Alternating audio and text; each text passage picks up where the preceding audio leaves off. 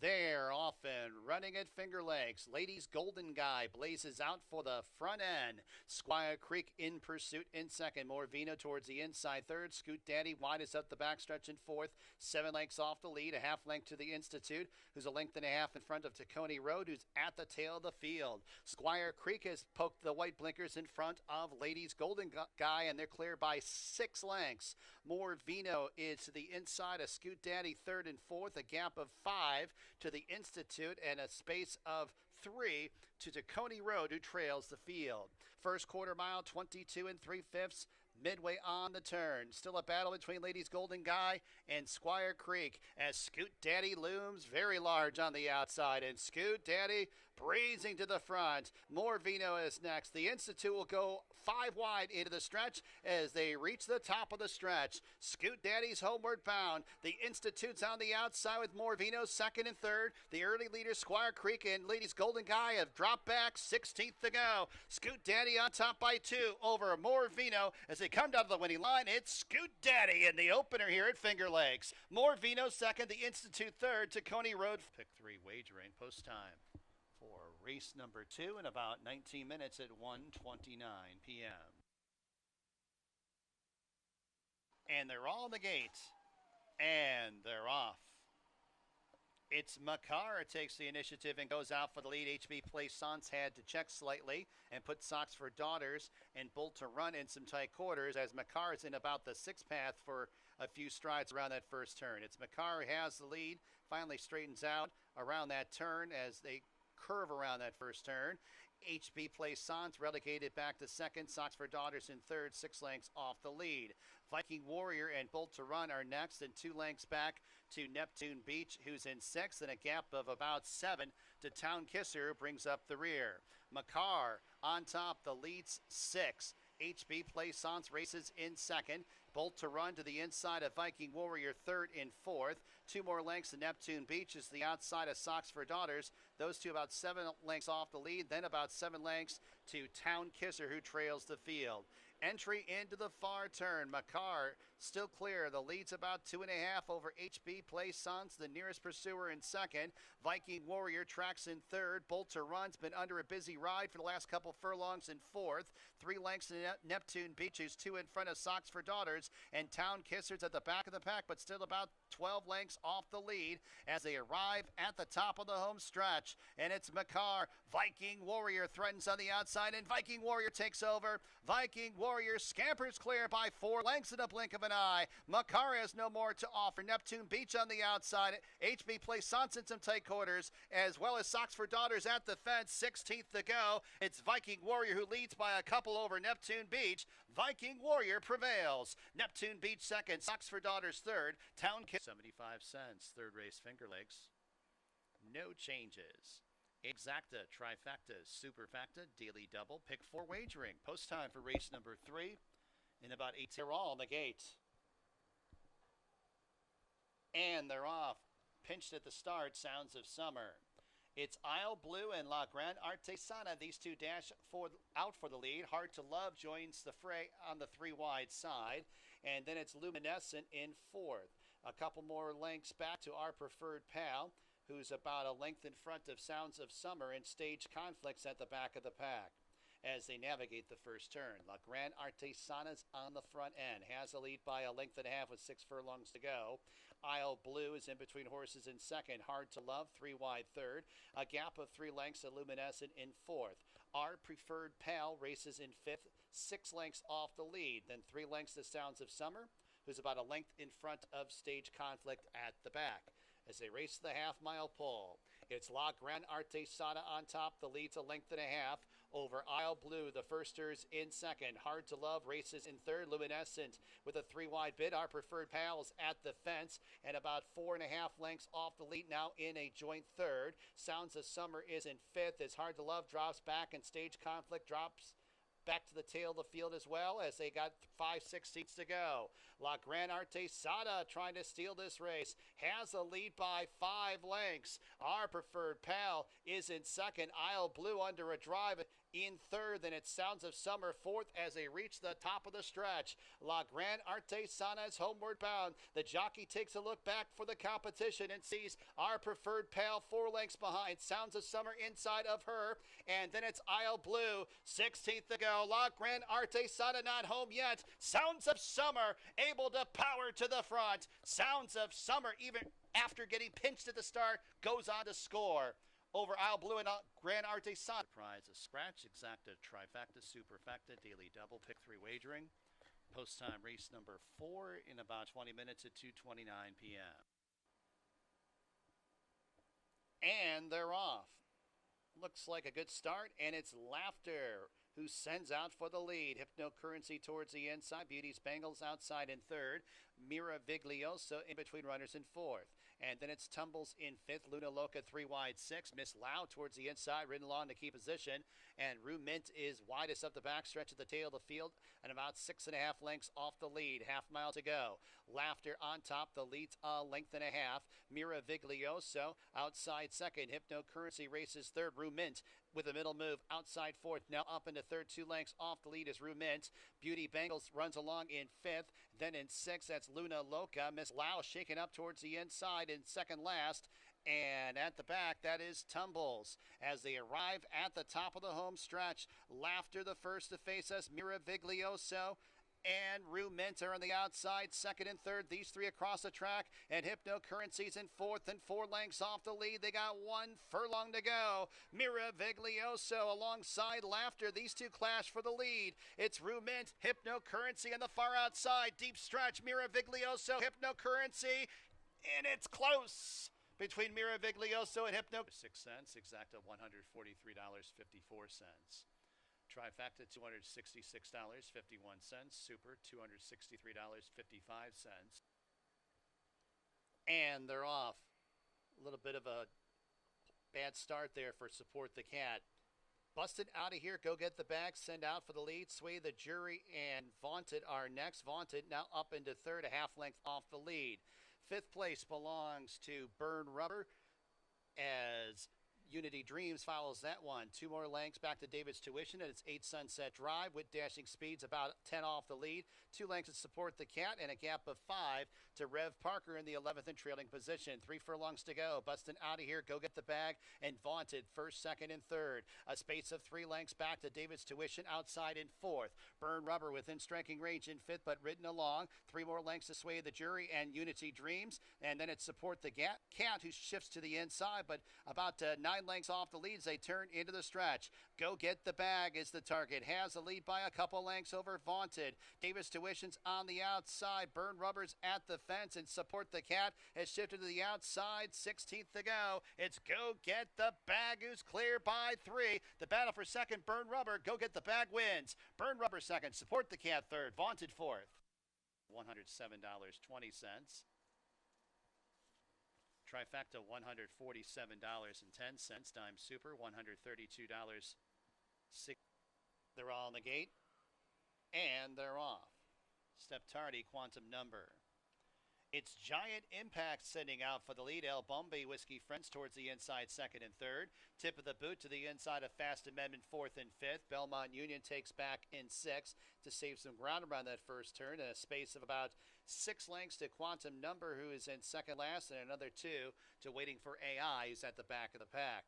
The top 6 within about 3.5, 4 lengths of each other, and it's Giant Impact with about 6 furlongs to go as they transition to the backstretch, who has the lead by a length. Tip of the boot, prompting outside second. El Bombay third. Whiskey Friends, the big favorite, in a joint third. And about 3 lengths off the lead. Fast Amendment, 3 wide up the backstretch in fifth. A length and a half back to Belmont Union. And then a space of about 11 lengths to Quantum Number, who's 3 lengths in front of Waiting for AI, who's at the back. The opening half in 49 seconds, less than a half mile to go. Giant Impact continues to lead as Whiskey Friends picks up a spot into second.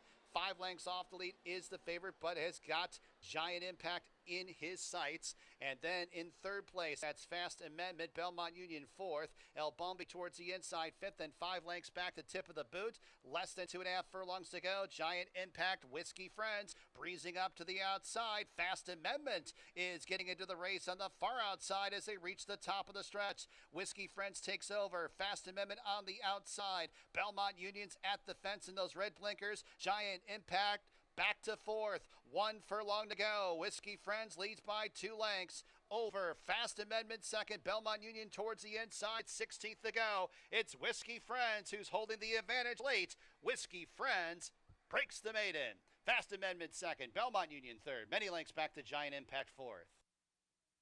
PM.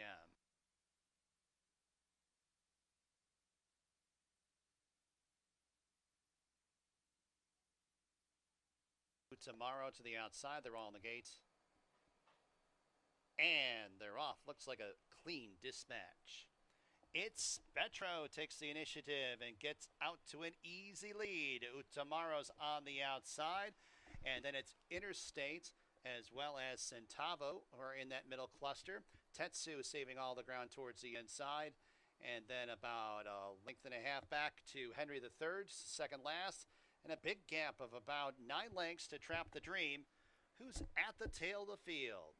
6 furlongs to go as they lope along the first turn and reach the backstretch. It's Petro, who's dictating the tempo on the front end. The lead's a length. Over the gray, Utamaro in second. Tetsu towards the inside in third. Interstate 3 wide fourth. To the outside is Centavo in fifth. 3 more lengths to Henry III, and then about 15 lengths to the trailer, and that is Trap the Dream. As they have about 3.5 furlongs to go, and it's Petro who leads by 2 open lengths over Utamaro in second. Tetsu's towards the inside in third. Centavo giving his cue to go after leaders in fourth. Henry III's in fifth. Interstate drops back, and still about 14 lengths to the trailer. Trap the Dream. 2.5 furlongs to go. Petro has led throughout. The lead's a length and a half over Tetsu, who's in the second spot. Utamaro goes wide for the stretch drive, as well as Centavo. And then it's Henry III as they reach the top of the stretch. Petro's homeward bound has the lead by 3 over Tetsu in second. Utamaro's outside third, then a couple more lengths to Centavo in fourth. 16th of a mile left to travel. Petro took the lead out of the starting gate and went all the way on the front end. Give Warrior riding double in the card. Utamaro second. Third, I think that's Tetsu over Centavo. Trifecta, $46.85. 8th race, Finger Lakes, scratch the 3 Starship Tango and the 5-post Facto. Exacta, Trifecta, Superfecta. And they're off. It's Ola Sabo streaking out for the lead. Dynamite Karma accompanies that one on the outside in second. Alert of Money deeper on the course in third. And then a space of about 5 lengths back to Fort Charles, who's about 6 lengths in front of the trailers. Brother Jeremiah is to the inside of Street Cop Officer. As they navigate the first turn and reach the backstretch, it's Ola Sabo with the lead with 6 furlongs to go. The lead's a length and a half. Dynamite Karma outside in second. And then it's Allure of Money, who settles in the third spot to the outside of Fort Charles in fourth. Now who's up into third, 3 lengths off the lead. A margin of about 8 lengths to the trailers. Brother Jeremiah running in tandem with Street Cop Officer at the back. The half in 47 4/5. Decent pace in the front end, being sent by Ola Sabo. The lead's about 2 lengths. Over Dynamite Karma, the gray, who's in second. Fort Charles towards the inside in third. Then 3 lengths back, Allure of Money, nudged upon in fourth, and 5 lengths to the trailers. Brother Jeremiah and Street Cop Officer. As they race to the quarter pole, Ola Sabo and Dynamite Karma, first and second. Fort Charles towards the inside third. Allure of Money's outside fourth as they turn into the stretch. Ola Sabo's homeward bound has the lead by a couple lengths. Dynamite Karma all out in second. Fort Charles towards the inside third. Allure of Money in fourth, 6 lengths off the lead. They run to the 16th pole. Ola Sabo still maintaining a 2-length lead over Dynamite Karma. Allure of Money is up into third, but in deep stretch, it's Ola Sabo. Give Flores 2 on the card. Dynamite Karma holds second. Exacta, $15.46. Trifecta, $18.86. Super, $7.24. Ninth and final, Finger Lakes. And they're off. It's My Royal Vow, one of many sitting out for the lead. Practicality gets that early lead. Trouble Luck's in second. Then it's Let's Maga towards the inside, up into second. Fourth place, My Royal Vow. Carol Said No, 5 wide fifth. Sweet Invasion behind rivals 6, 3.5 off the lead. A length and a half to April Antics, who's a length and a half in front of Sabrine, and a space of 3 to Practical Rachel, who brings up the rear. Let's Maga kicks on through towards the inside. Practicality are first and second. Then it's Troubled Luck 3 wide in third. Fourth place, My Royal Vow. Carol Said No, still deep on the course in fifth and 3 lengths off the lead. 4 lengths back to Sweet Invasion. April Antics outside of her. Sabrine's in second last and 12 lengths off the lead, and Practical Rachel trails the field as they arrive at the top of the stretch, and My Royal Vow sweeps to the front. Practicality is all out, and then it's Carol Said No on the grandstand side, and followed up by Troubled Luck. 1 furlong to go. My Royal Vow on top by 2 lengths. Over Carol Said No. Here's April Antics on the far outside, streaking home. Deep stretch, My Royal Vow. April Antics, My Royal Vow. Give Flores 3 on the card. April Antics second.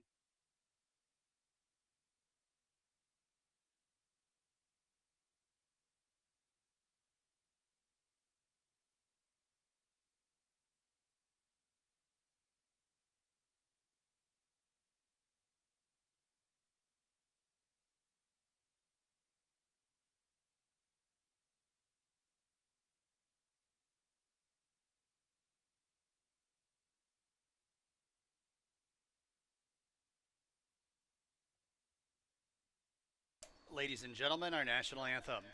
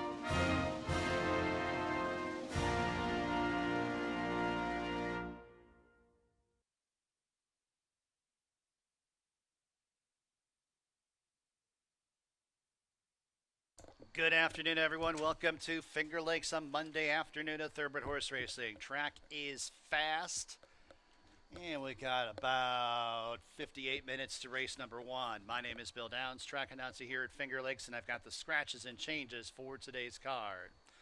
First race, do have a scratch number 7, All of a Suddenly. All of a Suddenly is a scratch from the first race. Jockey change on number 2, Mr. Sugar Daddy, Raylu Gutierrez.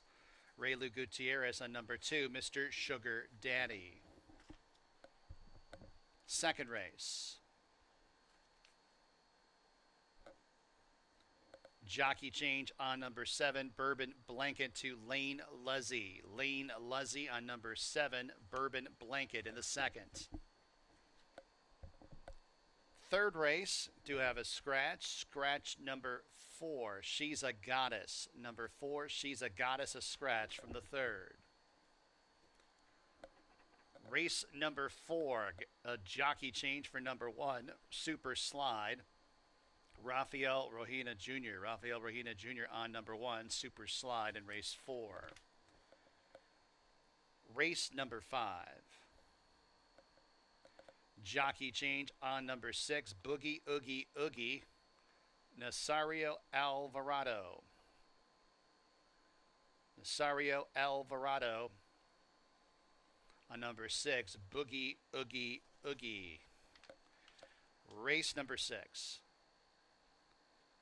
Scratch number 6, King Lucky. Number 6, King Lucky, is scratch from race number 6. Race number 7. Scratch number 2, Run Happy Pappy. Number 2, Run Happy Pappy, is scratch from the 7th.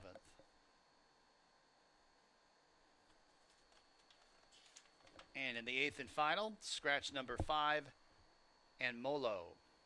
And Molo, a scratch from the 8th and final.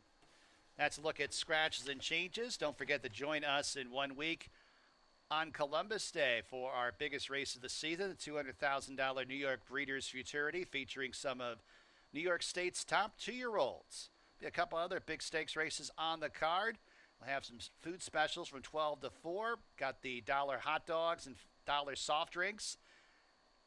And domestic draft beer will be just $3 at the Tin Cup Bar. It's one of our biggest racing days of the season. New York Breeders' Futurity Day, Columbus Day, here at Finger Lakes. Handicapping will be next. Have fun and good luck.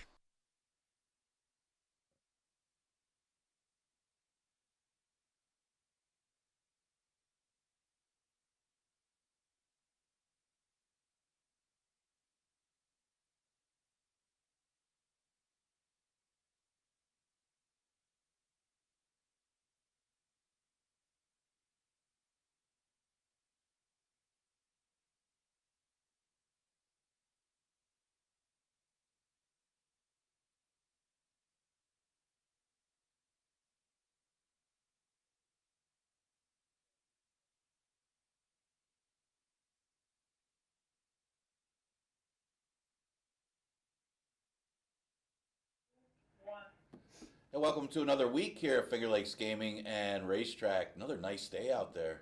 It's like summer out there. It's beautiful.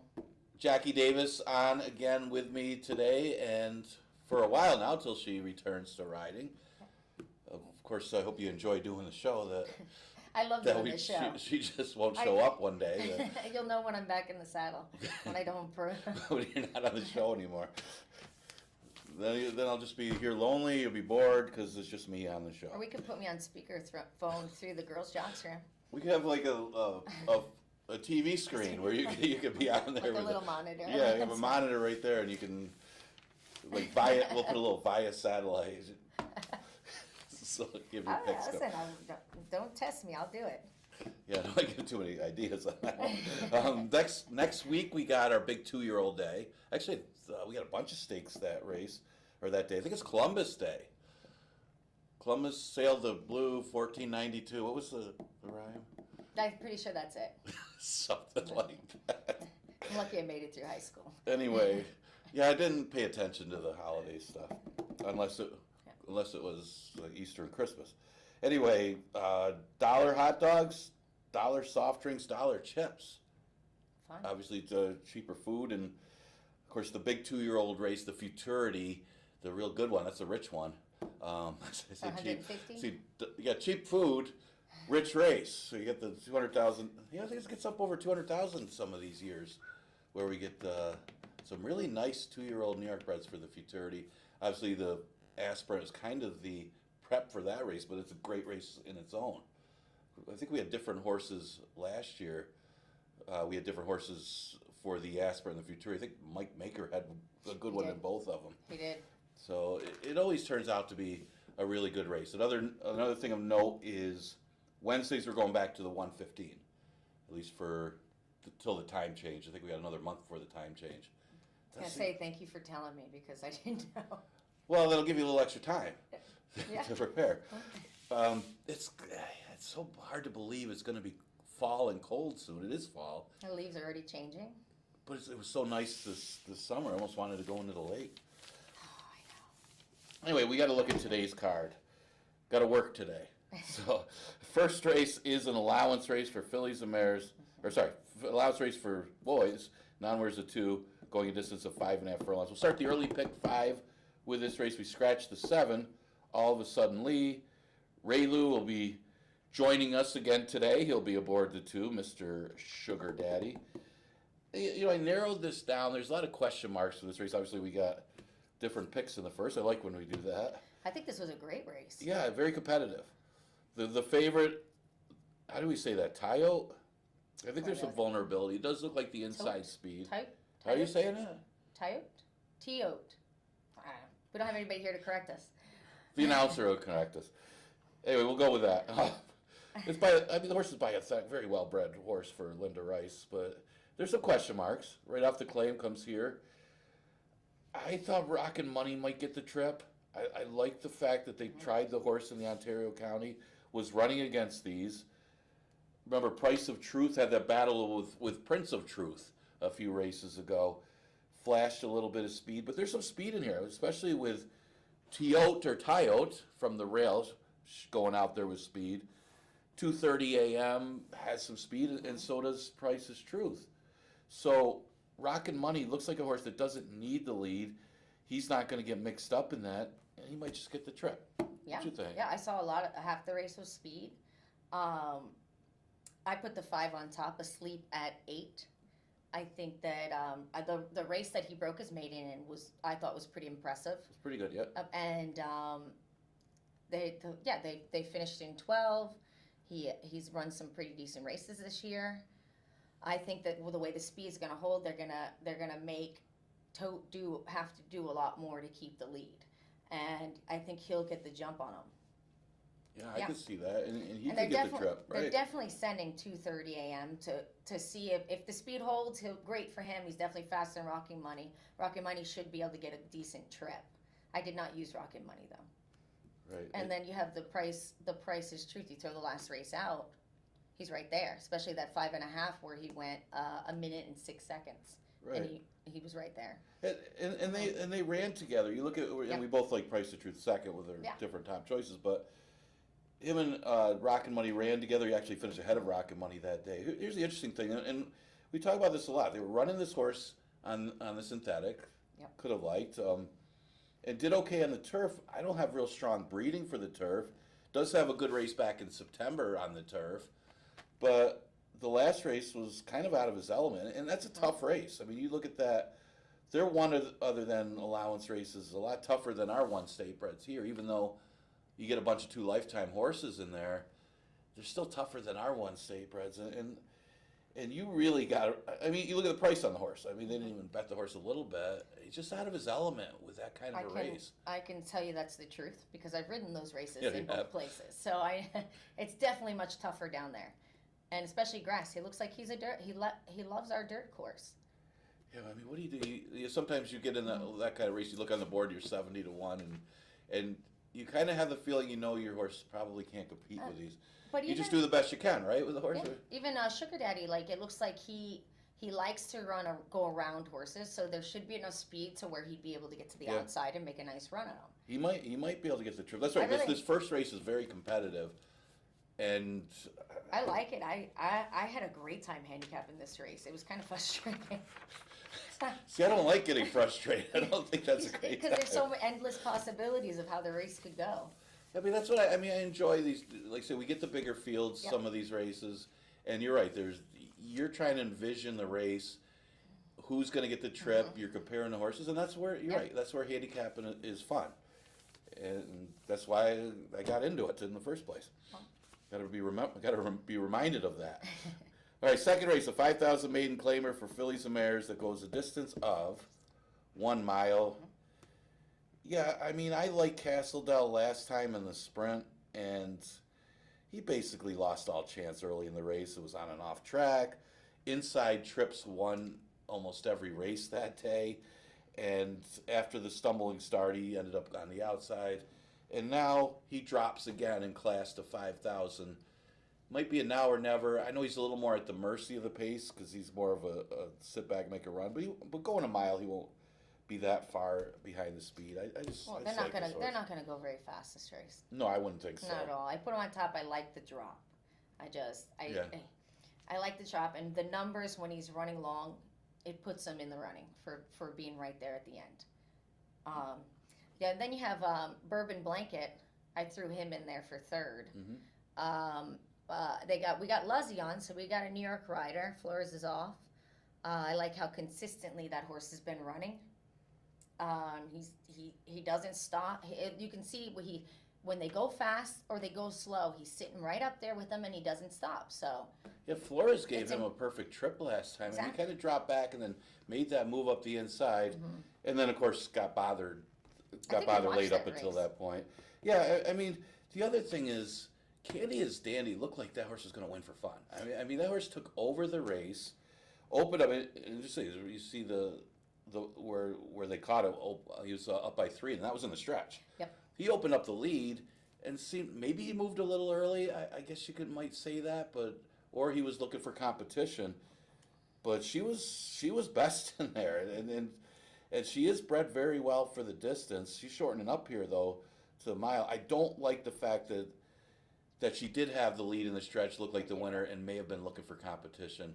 Otherwise, I might have put her ahead of Castle Dell. But we were thinking the same exact thing. yeah, I don't like the way that she didn't win that race when it looked like she was going to. I do like the fact that it's her second time on the drop, and she most definitely got tired because the last time she ran long was on the grass, and as a jockey, we learned that running on the grass you don't have to be 100% fit. Okay. Because there's less ground to breaks under you, and they push off easier. So even as a rider, like grass and polytrack, you don't get as tired riding it as you do the dirt. Okay, So yeah. it's the same as the horses. I that's what I found. Yeah, and she was Yeah. off a couple months, so yeah, you might be able to give her that, but still, But I don't think she's going to have the lead by herself. You have horses that are coming off of sprints. I threw the 6 in there.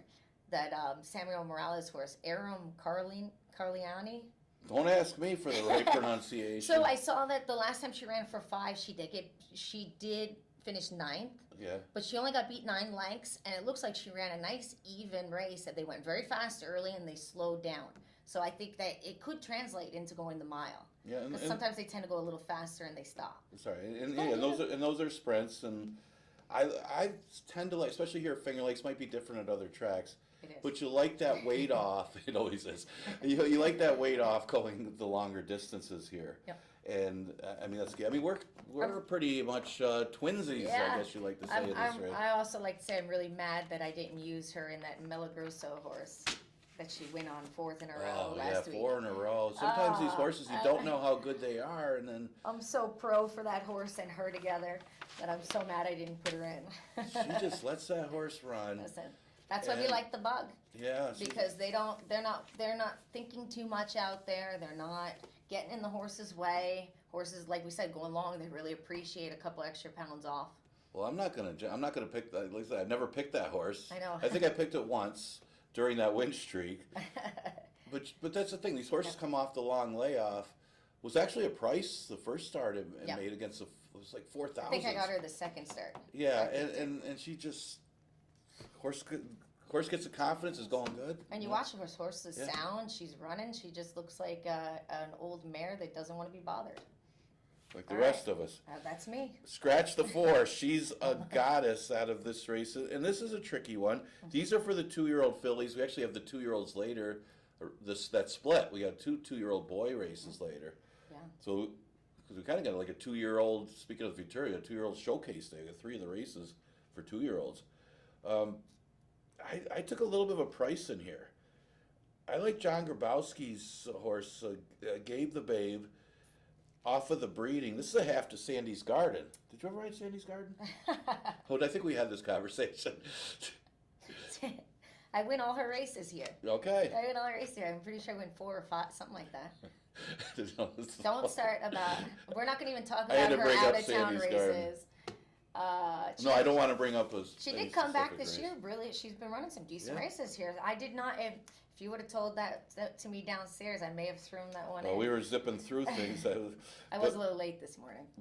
But you know, the works aren't that fast. But you know these 2-year-old fillies. She's coming from Saratoga, Right. and when it's. I think it's the main track she's at. No, they closed the main track, so they got to be at the Oklahoma Yeah. track. Both tracks are very deep, so slow breezes aren't something to be scared of over there. And our 2-year-old fillies probably wouldn't compare to the older horses working that day anyway. So I'm just going off of that because I didn't really love anybody in here. I mean, to be honest, it was a race where nobody really stood out. Back to Callie, of the horses that have run, but she's getting beat pretty badly in New York. Honest Reason's got a lot, and I think you like this horse a little bit too. And Honest Reason, you know, she started off her career in a stake race, and she had some nice works leading up into that stakes race, and she could be any kind, very well bred. Yeah. So I did put the 3 on top. Back to Callie. The main special at races in Saratoga are just so tough, always, especially in the middle of August and July. Everybody's there. They did drop her to the maiden 50, which could translate to our maiden special weight, but the numbers are so quick, and he's sitting up there a little close. I think the 5.5, they tried to go a little longer. It didn't work out. They got beat a little farther, so I think cutting back to the 5.5 is gonna improve this horse a lot. Yep. Yeah. So, good race of 2-year-old fillies. All right, 5,000 claimer. You got never won 4 condition, 1.70 miles, and yeah, this one was tough. I mean, we talked about this race probably the most. We did. I took a shot. I mean, I watched the trip. I like both the Ferraro horses, and I know you like a little bit of a long shot in here. Yeah, big long so I'm shot gonna for me. I'm gonna let you. You're gonna get all the credit for that one. You get all the credit. I'm either going to be a hero or we don't know what I'm going to be. But I don't blame you. We're taking a shot, especially a race like this one. I took a shot with Super Slide. Mostly, so last year this horse was running all short, and at the end of the meet they went long. So it looks like they're doing the same thing. And the last 2 races of 2024, she ran the 1.70 and she finished 3rd in both starts. But they went a minute and 1 minute and 45 seconds and a minute and 46. Those numbers put her on top in my mind. I couldn't. I tried to get away from her. I do like that the rider is not here today. I don't like that he's not here today. I really like Flores, but Ralpho was the one that took this horse to 3rd the last 2 starts. So they're a good combination. When I look at the form and I read it, the horse likes the rail and he will run up the rail. So yeah, I just couldn't get away from her. Yeah, and Donna won the other day with a Price horse. Oh yeah, yep. And then we have Love Thyself. She's they're taking the blinkers off, and we had a long discussion about this. Yeah, I don't know if it's good or bad. We weren't sure if it was going to be a good thing or a bad thing. When she claimed the horse, it was 5,000, and the horse ran the 5.5. He didn't run great, and then they put him to long, and she started running good. But at the same time, they put the blinkers on. So we don't know which is which. If it was my opinion, I probably would have just opened them up, just if that was the case. But we'll see. Yeah, somehow she found trouble both races, and it wasn't her fault last time either. It did close on her in the late stages. Not just saying that she would have won the race. And this horse is a win. This horse has looked great form. I really want to put him on top, but I was a little hesitant, I'll be honest. But that was good for you because Ligon's Legacy got a trip right up the inside. You like that horse. I know, that's right. Yeah, I picked the horse that day, yeah. But this is the horse that got into some trouble, was Love Thyself. Yeah. But, sometimes they drop to 5 after being claimed for 5. Is it the blinkers or is it, that's the question mark, and that's what we were talking about earlier. It's always a pet peeve of mine when you try something different in a sense or drop in class that you do an equipment change so you don't know if it was the other variables involved. That's where you really have to trust your rider. Yeah. Because your rider's going to give you the feedback, and they've been a combination for a long time, so that's what it is. Yeah, so that's good. I think if Mission Avenue gets a clean break, I think she'll be right there. Yeah, she's going to be tough, and I know I liked her the day she went. They went that. Don't be scared off of that 116. I've said this multiple times because both $5,000 races went 160. The track was extremely slow early in the day. When it gets slow here, it gets slow. Probably the slowest time I've seen in a long time when they went 116. It's like, ever ride one of the Arabian horses? Did you ever ride any of those? Not in this country. Okay. I did. I got lucky to do a female jockey challenge in Abu Dhabi, and I rode my first Arabian there. And from what I'm told, in this country, they're built very small. Yeah. And my saddle's 10 pounds, so when I went there, the horse made my saddle look little. And he was a champion 2-miler. I had a great time with him, though. They're probably faster than most of the horses here. It's, But they, not saying I'm just saying they usually see those times. They run them down in Delaware, right? Is that where they? Yeah, Delaware. see that? Usually the championships are in Texas. They Yeah. do. I got a few friends that go down there for the stakes. Well, anyway, getting off track here. Yeah. We got. I watched the trip on Sweet DeSantis, and I don't know what's going on with this horse because she had a little punch to her when she first started off in sprints earlier in the year, and then she went up a class. She was running okay, and then dropped to 5 last time, and she went extremely wide. I mean, she was trying to look to see if they had the dollar hot dogs yet up there, but. Any extras? But the thing is, it was forced to go wide. I mean, they had to go really wide on the turn. But I don't know if this horse would have won that race anyway. I couldn't trust them to use them. I'm sorry. No, and I understand because the last race you got to kind of worry. I Was threw it the True- I wide put trip? True Destiny in there. Okay. I threw that one in there because he's like another one, like the Mission Avenue. It's a front runner, consistent. It likes to hang a little bit, so that's why I threw her third. Well, the other thing is, I Love My Candy, and I notice Perez is sticking with Sweet DeSantis. Now Cruz is rides for Ferraro, but I'm just wondering if that was a choice for Perez, and you got to wonder where Love My Candy is at, because when she stretched out, I think it was last year, boom, she won like 3 times last year, but and she won on the stretch out, so. But you're making the point on Super Slide. You expect her probably to go to the front from the rail, and that's going to hurt Love My Candy because she's in a route. She's a need the lead type. I hope he doesn't go that. They go that fast. Well, no, but I'm just saying it's going to hurt that one. She might hurt Super Slide. It's a big drop. I mean, she's stopping in these races that she wasn't stopping in before, like last year. So you got to wonder at 5,000, is she still going to stop? And when you see the jockey get off of a horse, on a horse that's dropping, it's kind of concerning. It is concerning, and that's why I didn't take her on top. But on the drop, you got to consider her. And again, Love Thyself. Hard not to use her. I love a Leo band. Yeah. I do, and I love them 2 turns. I thought the ones I chose were going to run better. Well, she's outside too. Maybe she could work out a trip. Well, she could have a clear trip right there. They went when they claimed them, they went to the lead, but they went deathly slow. Yeah, I would not expect that horse to be anywhere near the lead today. But at least he'll be able to get a clear trip from the position. Hopefully you don't go too wide. Okay, now here's where the fun begins. Yes. We have the split 2-year-old maiden races. So we had 16 2-year-olds enter. Just think of that. I got more highlighting on both these pages Good, than yeah, I you ever did your homework. I like than that. I ever did when I was riding. I like that. You're going to be doing more of this when you're in a race when you start riding again. You're going to my sister's the one with the highlighter. Does Katie she? likes to do everything like this in different colors. I can't do that. My eyes just. Maybe it's because I'm getting older. You gotta get like a computer program where you put all the horses together. The and stats. then go on. No, that's a lot of effort. Yeah, it is. That's too much. I don't have the time in the day. Okay, 5th race. Okay, it's a part of the split 2-year-old maiden races. It goes 5.5. They both go 5.5, both the 5th and the 6th. And we talked about these races a lot. Mainly horse that you didn't pick at all. I picked second.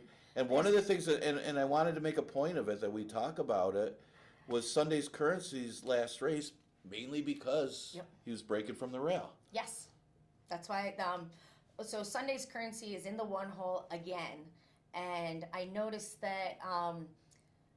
So first time out, she ran a phenomenal race. She was 4 or 5 wide, not eating any dirt. Right. So next start, she did look kind of small. She looked like on the smaller side. He did. Yeah. And breaking from the inside rail, first time getting dirt. This is what I've always talked about with you. First time getting dirt. Oh, it was. Yeah, you could throw that race completely out. Yeah, if you watch the replay of that race, the horse head straight in the air, climbing, and the rider had to sit back in the saddle to protect himself. And they couldn't get it together the whole race. And I like this horse. I did too. If he was outside, yes. But the problem is he draws the rail again. I probably would have picked this horse on top outside. Yes. I still picked him second off the first ever. Maybe Ray Lou can figure something out, or if he breaks well, can shoot him out to the front and get him away from the horses. I don't know if he's going to be able to do that. But there's 8 horses in the race. He's going to be in there a little long. Right. We have some first-time starters. I have one on here that I picked that I picked second, Busy. I love the breezes are pretty good. He's got 49 flat almost, but the last 4 breezes are all from the gate. Mhm. So what that tells me, he might be a little anxious in there. So we got a couple of them. It's always like a monkey see, monkey do. So I'm assuming Sunday Currency's going to be in there for a while.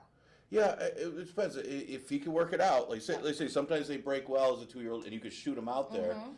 and you get positioned, then you don't have to worry about the horses in front of you, Yep. dirt, whatever. I didn't But pick him because he even after he got to the outside in the stretch, he was still very erratic. right, So in my opinion, I think he's going to need another race running into the dirt to figure something well, to even prepare for that. and you don't know if he being on the rail if he's going to break bad like that again. Well, we hope he breaks good for them because I win a lot of races for Arcadia and he's starting to really pick up again. Yeah, God, Oscar's comeback was with won 2 races in Yeah. the same week for Arcadia. Busy. That's from Frosty the Snowman. Yes, you told me that, and I had to remember. 'Cause The it's guy been with a years hat. since I watched Had a that, hat yeah. like this one. Frosty. And he had the it's scraggly it's hair busy. and the. I think it was. and It was, unless I'm wrong, it's one of those I'm kids' gonna- movies. I'm gonna go with that. Okay, we'll just go with it for now. And then you have a Boogie Oogie Oogie. I threw him in there. We have a rider change. He did have a really back in August. He had a really solid breeze going 36, and it looks like one of those situations where they're like, "Oh no, we know we can go fast. Let's slow him down a little." That's the way it looks to me. Yeah. And he's a disco partner, and you know me with Disco Rico, Yes. so I'm a little biased. Well- And go ahead. Oh no, go ahead. I was letting you make all your points. And then I threw the Bartlett horse in there, Hamilton's Reason. Yeah. He also has some decent breezes. I really like the second breeze back. They gave him a gate reminder, and they went every other breeze to the gate that you can see on paper. Yeah, and you rode a lot of. And we his dominated in horses. the 2-year-old races at Yes. the end of the meet last year. You had a couple really nice yeah, ones. so I'm not. I got a little inside, I guess. Yeah, I don't because know how that this one horse came is back grazing, as a but- 3-year-old and won for fun. Yeah, the other day. Yeah. Dominated. The yeah. Maryland horse. Mhm. I'm a little. I went with God's Angel. A little bit of a price in here. Mm-hmm. You know, these 2-year-olds we're coming from different angles, and they're that kind of races. They're real tricky. He was in that race, the Sunday's Currency's first start, and he got a little bit tired late, but it was one of those races where he's chasing. He was on the rail that day. That Sunday's Currency was outside, and Sunday's Currency went inside. He didn't break all that sharp from that inside position, and then called it a day late. He might have got a little bit tired in his first career start. I expect this horse to improve, and I don't think he needs to improve much Oh, to I beat know. this field. I agree. So I'm going to use him on top, just taking a shot. Sunday's Currency I'm going to use, but again, I'm real hesitant. You either love the horse if you think he can get a trip from the rail, or as the points we made, is he going to do anything different from the inside than he did last time? I put the Ralph de Alessandro horse on top. I wouldn't know how to pronounce it. She Chioke? okay? Chioke? I like the race first out. He ran a nice even race. Looks like he was on the rail. He got a lot of dirt. And second start was in the stake. Yeah. In the stake. And that was a tough race. And he's on the rail, and they went awfully fast in the mud, so he ate a lot of mud in there too. So I think he's going to improve off that one. Yeah, I mean, this is going to be an easy transition because we're going to go from the 5th race to the 6th race. Same kind of horses. As same horses, some of them have run against the same horses in the Uh-huh. 5th. And we were talking about the ones from the same barn actually work Like together. the Ferraro horses. Yeah, the Ferraro horses work together. Who was it, the other one? The Bartlett horses? Did they work together? I think they had 1 or 2 breezes together. Yeah, they had a couple breezes together. So you can kind of look at that. I mean, it doesn't necessarily mean anything because you don't know. The Go ahead. one thing I really like about the Ferraro horses in both these races is that it both breeze at 3/4. Mm-hmm. He does from that. the gate, which I absolutely love. That means you go from where the gate would be standing in the race to the wire, which is that's a great thing to put into a 2-year-old before or 3-year-old before they run first time out. And that's always been his Yep. thing. He's one of the few trainers that do that. Well, And- I picked on top King's Dancer, the half to Queen's Dancer. Right, that's the one I liked last time too. And We both picked her on top. I Yeah. think the last time he ran, he Mhm. ran a little green, which is expected. But what I liked is that he was making up ground at the end, even though he looked like he was looking at all the horses around him, and they put blinkers on. So I think he should improve tremendously. Yeah, I might be on Yeah. the Linda Dixon bandwagon. Me See, I too. just noticed that I got Linda Dixon in both these splits. I bet she'd be really Oh, on happy to top? win them both. They Yeah, because go, I had God's yeah. Angel, and I just noticed that. But yeah, I picked Green Stancer last time. They're going to put the blinkers on this time. And you're right. If you watch the race, it's like He he was a doesn't. little He's a little intimidated. green, being in between horses. Didn't really want to be in there. Didn't look like he's like you said with his head. He He was just up a little bit. up a little It looked bit. like he was just, that's a very hard thing. Like we said, dirt in their face. yeah. It's really hard to recreate that in a race. So I'd expect him to improve, and hopefully Oh, the yeah. blinkers help. Look at him. He made up As 5, well. 6 lengths. Five, 6 lengths he made up. I tell you what, Linda and Hector are going to hate me if neither of these horses hit the board. They're going to think You're I'm a going to be jinx. the jinx. The jinx. It's a success goes what I call outside to inside. Mhm. Now, as a 2-year-old, I don't know if that's going to be a good thing from what we were just discussing. That's why I chose him second. Sometimes I will pick a horse from the rail. It just depends on the situation. He seems to be coming out of the gate pretty good. Yeah, he ran big. He Yep. was like 73-1 last Yep. time, and he ran big Me from as the outside. Me as a rider in the 2-year-old races, I love being in the 4, 5, 6 hole. Because when you break, you have horses on both sides. You can decide if you want to go, come back, be outside, duck in. It's so more, for me, it's more versatile. Yeah, and I watch you. You're always turning your head. I You're know, looking. please do. When I you get break, yelled. you kind of break, and you're looking. But I want to see who's going where No, reason and- and all that. And a lot of people like to yell at me for that, but Well, no, but it works for you. And it then does. It works. You know when to get positioned, what everybody else I'm is too doing. short to look between my legs. so I used Bartlett's horse for third here. It's a Tis the Law horse, but they paid $100,000 for this one. So it's like they sure hope that he can run. I mean, the other one was $30,000. The one before that he worked with. The dam's a multiple stakes winner out in France. So And I love Tis the Law. The I love good thing Tis the Law, about this owner, Kai's Law, is that he's not worried about where the horses run. He just wants to win races, and he's not like he's really laid back, really great guy. So they can, in a way that these Mr. Bartlett can take his time with the Right. horses. So it's really I really enjoyed. I rode the whole barn basically, and it was a I great barn remember. to be in. You had a couple of really nice. I was impressed by a couple of the 2-year-olds last year, Thanks. especially that one. I think it was the filly. Yeah, She and got off slow, and you just came rolling late. And If you knew how they were in the morning, you'd be shocked that I pulled the moves I did on those horses because most riders wouldn't run between horses the way they were. no, but those are some nice But looking 2-year-olds. I love and- riding babies. The baby horses are a lot of fun, and they can be sometimes the most scary. Yeah, I was gonna say, aren't they a little scary? They are sometimes. I mean, I see them in the paddock, especially when they're making Oh, their first start. Well, that's why you will always see me a lot of times with these babies. If I know they're a little sensitive, I'll put my stick in my pocket. Yeah. Because when you touch them with this stick, it's to go. So I don't need them to be more erratic than they are normally. And then eventually when they Sure. settle down, I'll take it back out. But you're training them like that in the morning too, right? As far as Yeah. Well, Getting even over in the that morning, kind I always have my stick in my belt anyways because I'm so little. I don't need an excuse to get run off with. Gotcha. All right, 7th. I thought it was kind of a big scratch because, It was. the 2 was a player. I mean, obviously coming from Monmouth was a player. I don't know if Sonny Leone was planning on coming here. But do you know him? Yeah, I rode with him. Yeah. I rode with him in Parks when I was there, I So think. he was the one that pulled off the big upset in the Derby, What right? an impressive ride, yeah. Yeah, it was a great ride. It really was. It looks like that was going to be the main competition for King's Leap. I think King's Leap's going to be awfully tough unless he regresses coming back from Saratoga for whatever reason. But I don't see any other reason not to pick this horse or go against him from the form that he has and the company kept. And this horse was running against Sorority Prank when Sorority Prank was good before that one tailed off and almost beat that horse.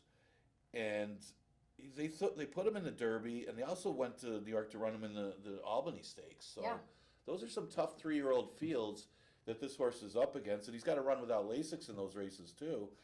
So returning, adding the medication back, numbers-wise, Yeah. I think it all points to King's Leap. I agree. When he's running with Lasix, he's 1-2, it looks like. Yeah, they said he's still running pretty good without if you're hitting the board. And Against, those are much tougher races. oh yeah, Absolutely. Train the Trainer. I mean, that was Yep. a nice But he just 3-year-old. finished third in Saratoga. That's impressive. Yeah, those are some good 3-year-old races, and Yep. and he's made some money for for the connection. So And that was a state-bred steak race too, Yeah, and now it's- he's running against steak-bred that's here. that's the great thing about our it's- conditions, right? I love mean, it. you're going from a stakes race, Yep. and now you're going into the one state bred. I try to explain that to my trainers I rode for an aqueduct. I said, we're the land of the conditions. You can run through our conditions and then run through the same conditions downstate. Yeah, and you can It's- make I the don't- money, right? You're yeah, still eligible for their races, Yeah, right? I really am so baffled by why they don't utilize that more, especially during the summer Yeah. meet in Saratoga, where those races that they do run good in Aqueduct are absurdly tough in Saratoga. Yeah. Where you could come here and win those races, and then when Aqueduct comes back, you're back in an easier spot. People are in Florida. Yeah, that's the idea here. I mean, you're Man, if I running was through those training, I would allowance do that, conditions, but right? I don't want to train. Here you go from the 2 to 3 to the 4. Then you're still Yeah, eligible for the one 1, state 2. bred, 2 state bred, 3 state Yeah, bred, it's and now you're still eligible for their allowance races in Saratoga. Like, You can make a lot of money. There's a few trainers that come here and they get it, and, Yeah. and I do have an appreciation for them. Well, some of the trainers are here, so they're like, be quiet. We don't want them I here to know, take our money. no. When I was riding, we don't want them here, no. But if I'm riding, I want to be on those horses. Well, we want the field size, Yeah. but I'm just saying you want Yep. those, and it makes sense. Well- And I think and that's the thing. We used to run the four lifetime doesn't go as much anymore, but back in the day when I first started here, they would run in that 4 lifetime allowance here. Yep. If you won a 4 lifetime allowance here, you went to the one state bred. It's almost like dropping to 5,000. They'd be 1 to 9 every time. I also think this. I agree. I don't mean to go back. Oh, no, because but go ahead. I think we still got a little. I think we're finishing up pretty. Well, I quick. mean, I wanted to talk about the football game last Oh night. yeah. but we, So I threw Pascal Moon second Yeah, because they I've put seen the him. horse has been running very even. He's running good going long. I think the blinkers are going to help him get that extra push to run on in the stretch. I Right. guess I don't know how to say that any. Well, it didn't have other way. a little more punch, I guess, would be. Yeah, the, and what I you're don't going have for. it up there, but I do have the 3 in my the Count Frost Right. in my numbers. This horse has not seen the same racetrack in the last 10, 15 starts. Yeah, it's interesting, And right? and there was a trainer change. The horse is here now. He was in Kentucky, but the last 2 starts he ran here he ran last year here at this. What was a mile and 70? Right. But the horse went to the lead and finished 3rd. Got beat a length in the starter 8. Sorry, yeah. And then he did run in the allowance here and got beat 5 lengths closing, and they went actually pretty quick. So I wouldn't be surprised. Yeah, it comes out of some tough races. Yeah.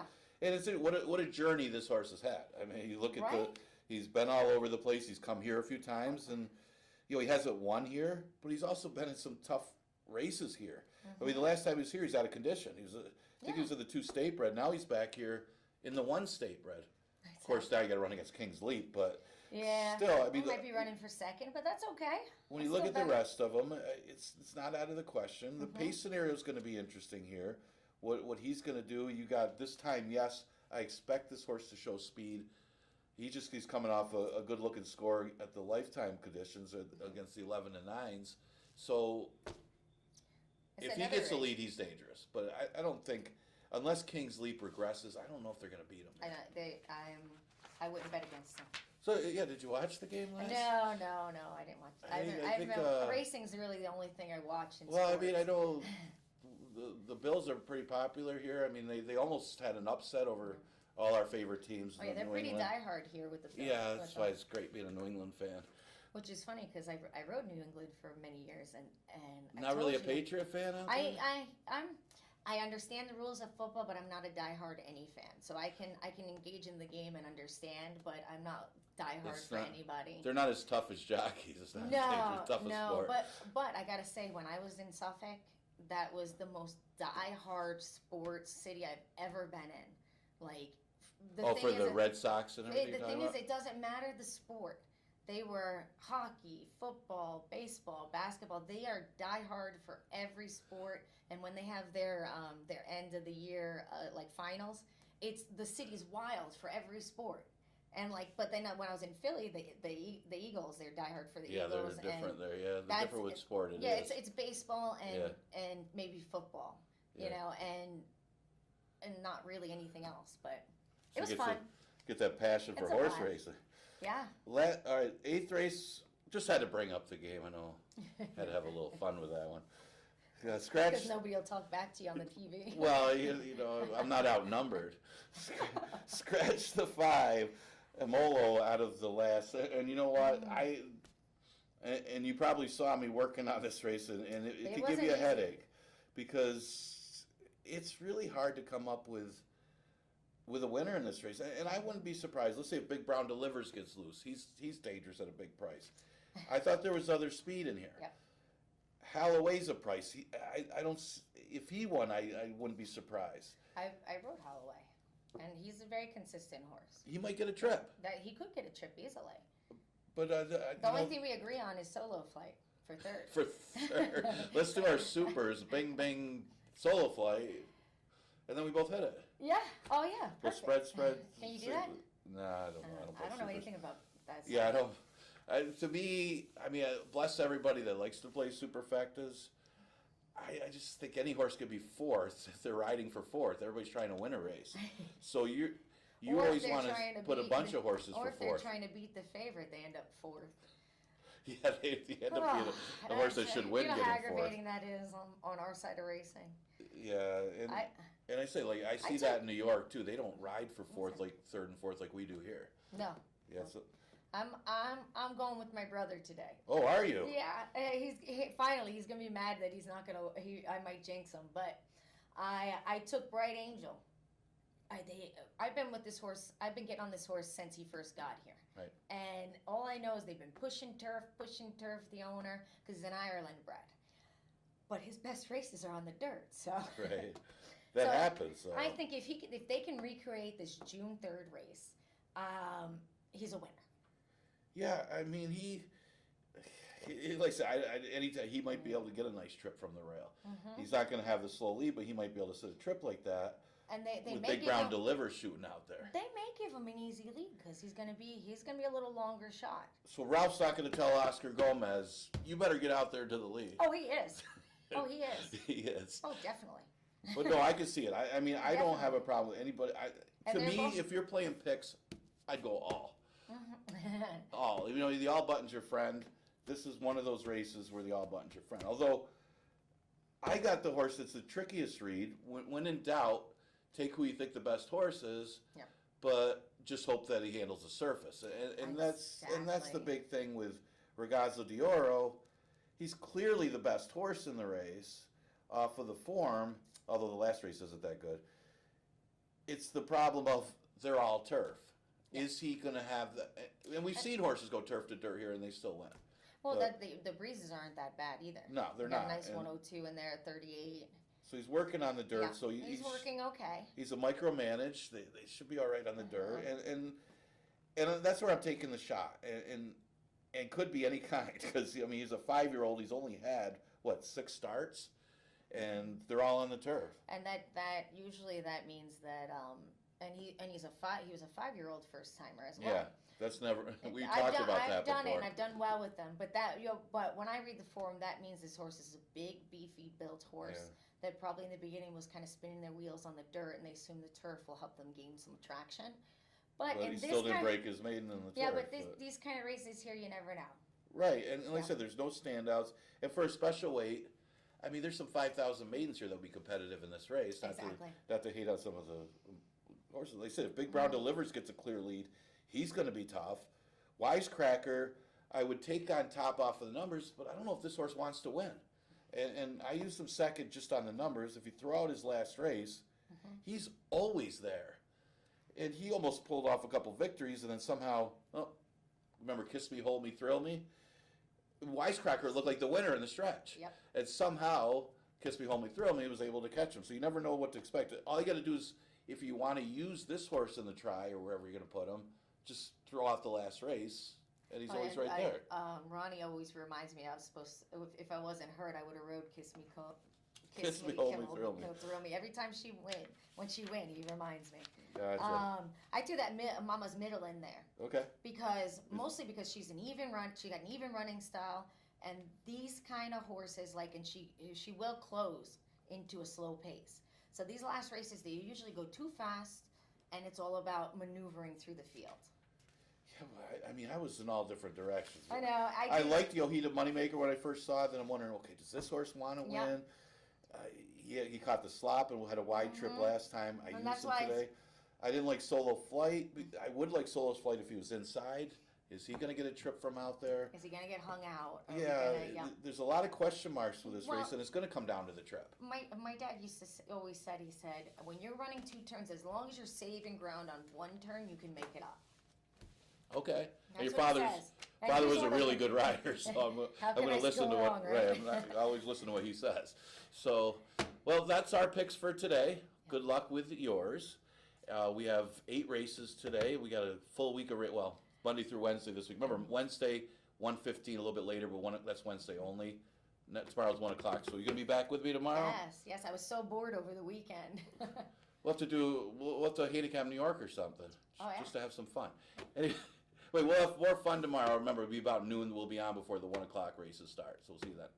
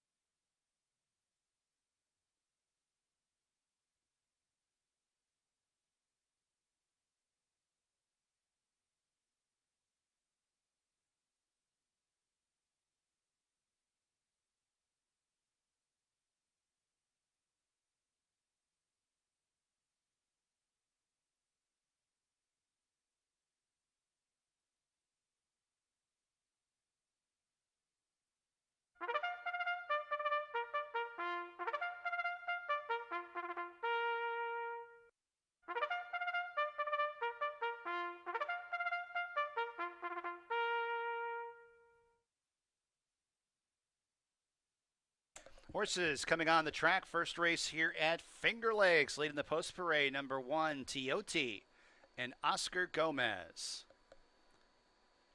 Number 2, Mr. Sugar Daddy. Jockey change to Raylu Gutierrez.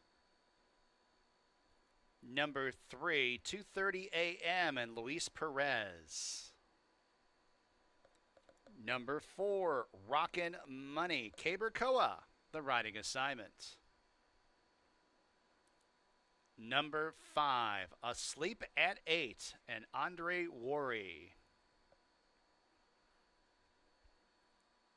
Number 6, Price is Truth and Emmanuel De Diego. And scratch the 7. Track is fast here at Finger Lakes. First race in about 4 minutes.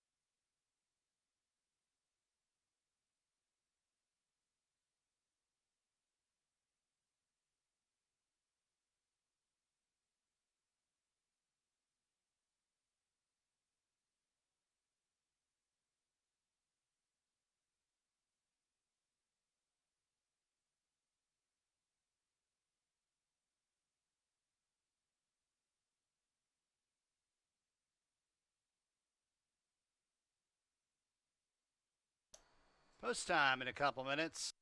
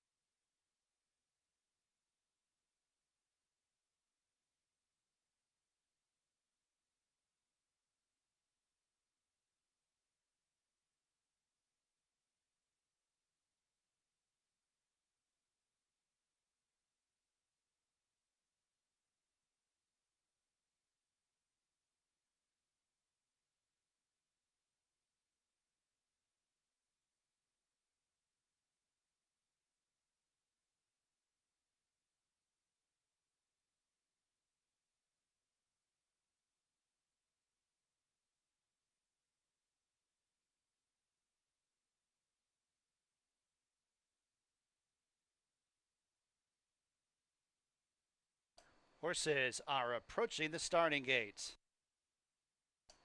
Approaching the gate for the opener at Finger Lakes.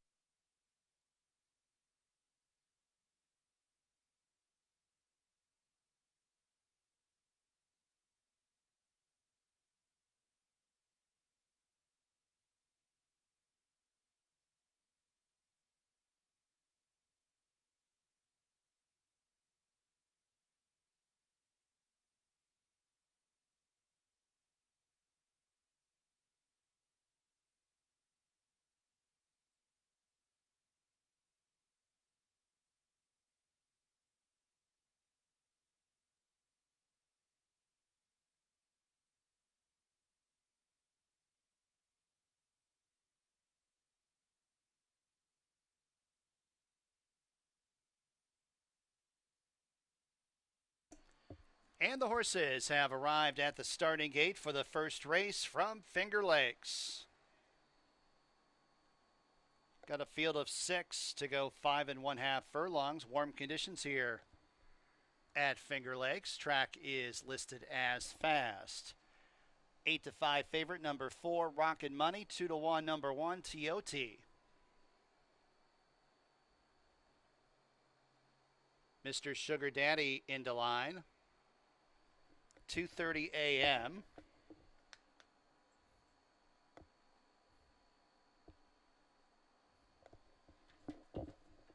Rockin' Money. After that, 2 more left to load. Asleep at 8. And Price is Truth.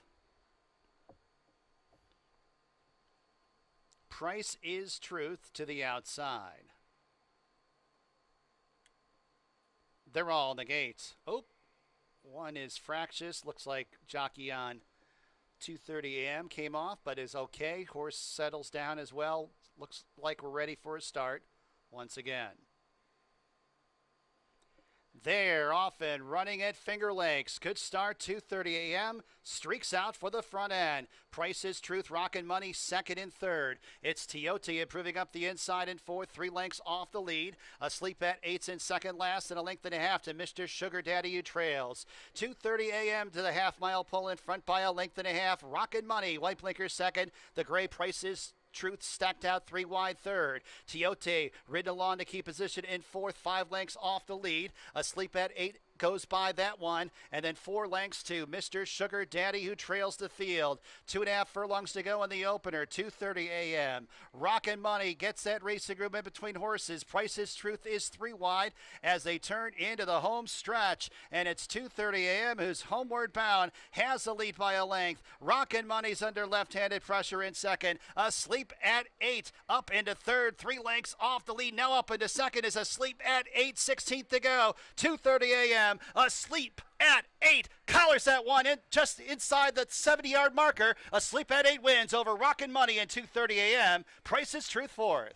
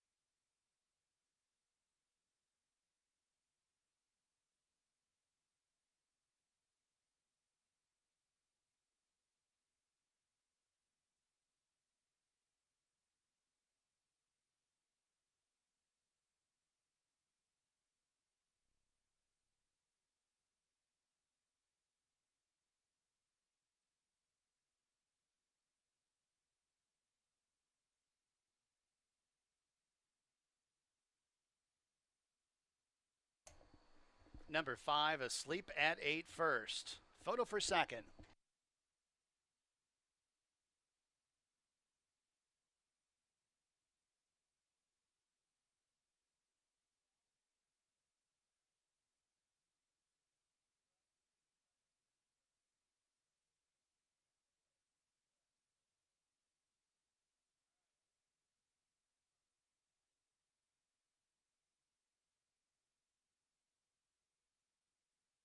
Number 4, Rockin' Money got second. Third, number 3.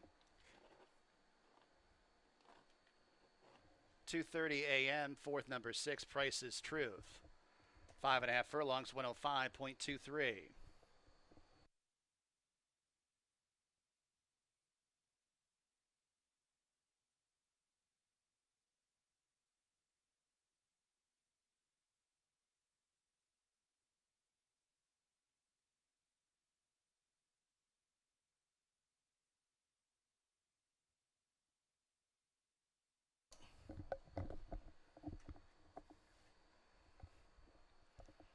Number 5, Asleep at 8, official winner, $6.52 the winning mutual. Kentucky bred, 3-year-old gray gelding by Frosted out of Stormy Sky. Michael Foster, the owner. Charlton Baker, the trainer. Andre Worry, the winning jockey.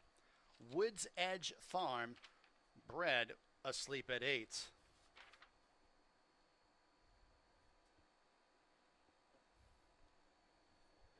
Exacta $18.46. Trifecta $17.29. Super $7.51. Second race at Finger Lakes. Put Lane Luzzy on number 7, Bourbon Blanket. Exacta, trifecta, superfecta, daily double, pick 3 wagering. Post time for race number 2 in about 20 minutes at 1:29 p.m.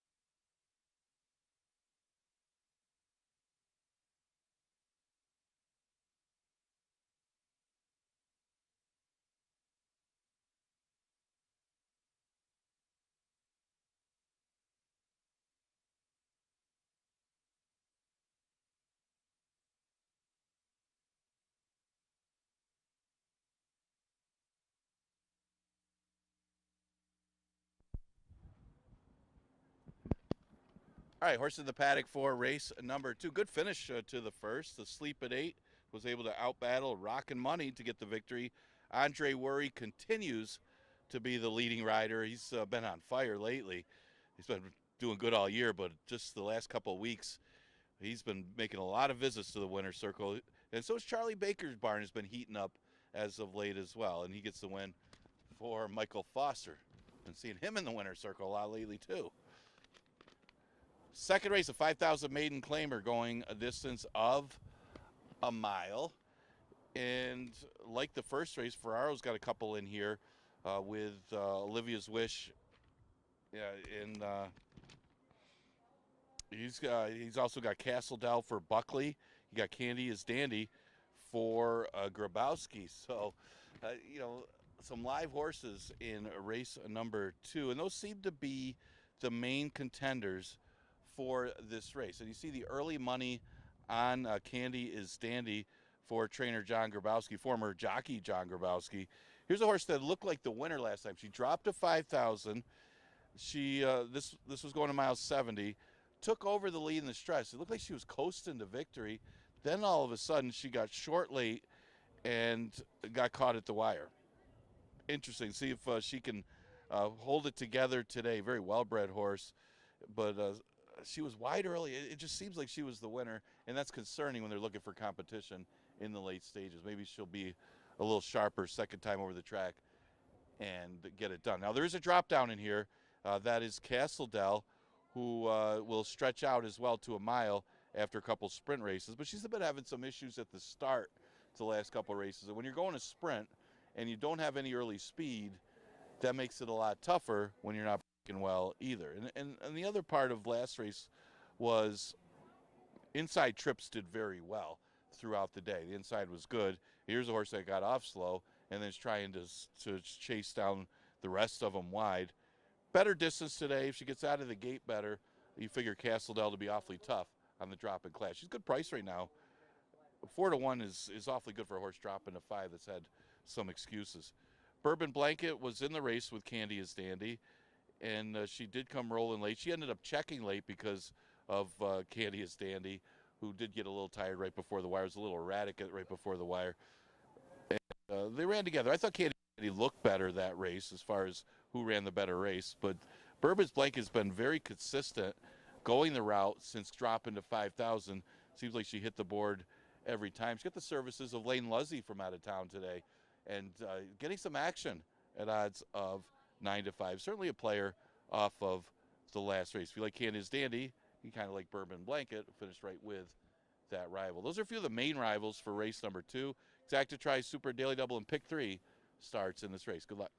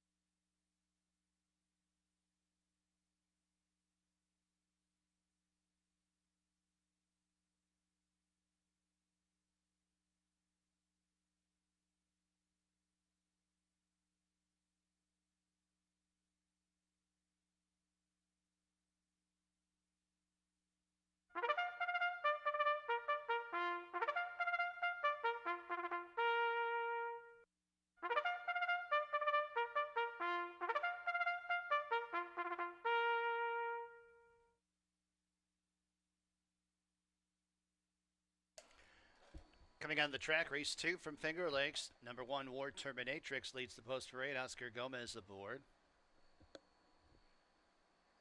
Number 2 is Widow, GM Rohina.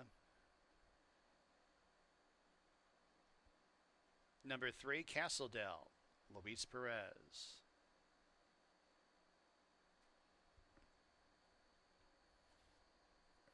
Number 4, Candy is Dandy, Hemin Harkey. Number 5, Olivia's Wish, Joel Cruz. Number 6, Aram Carliani and Alexa Marie Cintron. Number 7, Bourbon Blanket, Jockey Change Lane Luzzy. And number 8, Secret Fire, Rafael Rohina Jr., the riding assignment.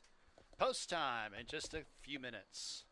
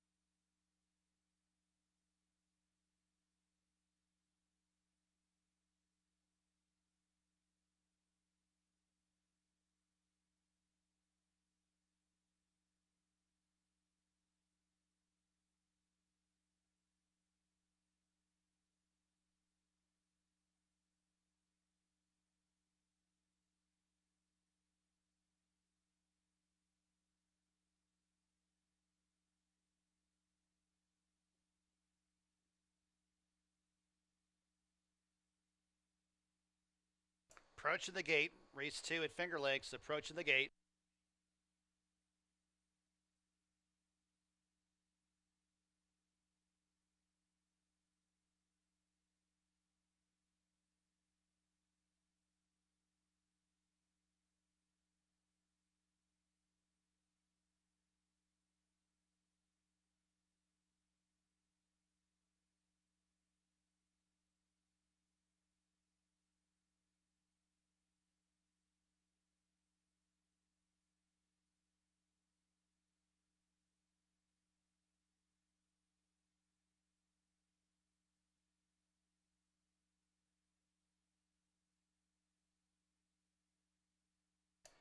Fillies and Mares at the gate. Race 2 at Finger Lakes.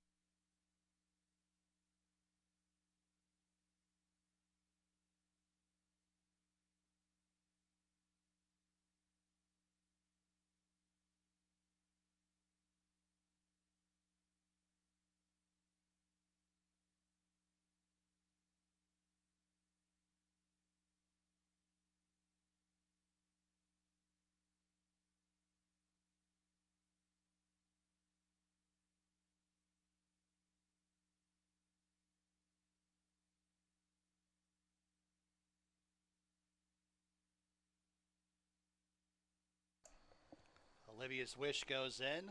Aram Carliani. Bourbon Blanket. And Secret Fire.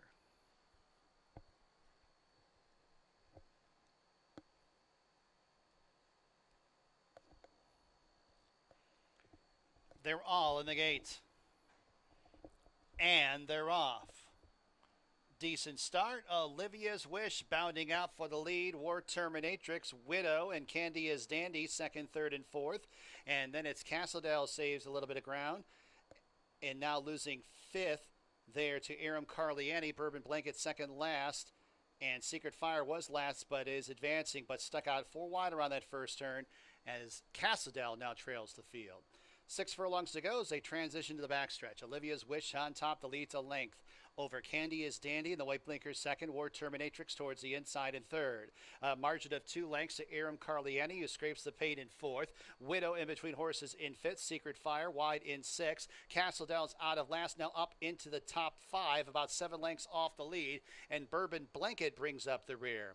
Half mile to go. Olivia's Wish leads by 2 open lengths. Candy is Dandy still in chase mode second. A gap of about 6 lengths to War Terminatrix to the outside of Aram Carliani third and fourth. And then it is Castledale 3 wide fifth. Widow is outside of her. Secret Fire second last. Bourbon Blanket trails the field. Candy is Dandy has taken over the lead from Olivia's Wish. Candy is Dandy at the quarter pole takes over and opens up by 4 over Olivia's Wish, who's still in second. Castledale shifts to the outside in third. Aram Carliani 1 pace in fourth as they run down to mid-stretch. Candy is Dandy has the lead. Castledale hitting her best stride, and Castledale blowing right on by Candy is Dandy. And it's Castledale who opens up by 4 lengths. Candy is Dandy will be second best to Castledale.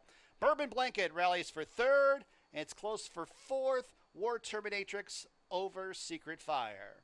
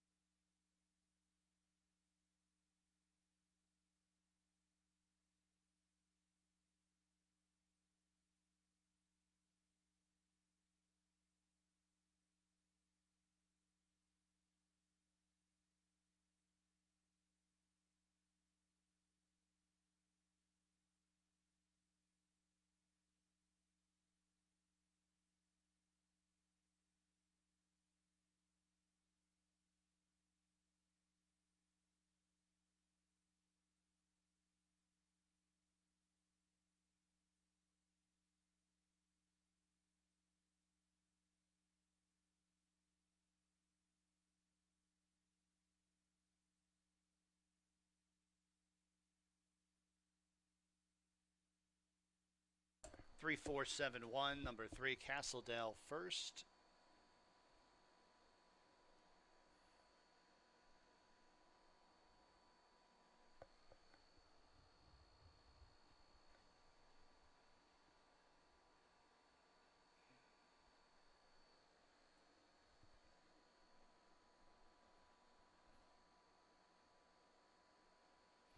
Castledale to the winner's circle. New York bred, 4-year-old Bay Filly by Reedsdale out of Sandcastle. Patricia Mosley, owner, breeder. Jonathan Buckley, the trainer. Luis Perez, the winning jockey.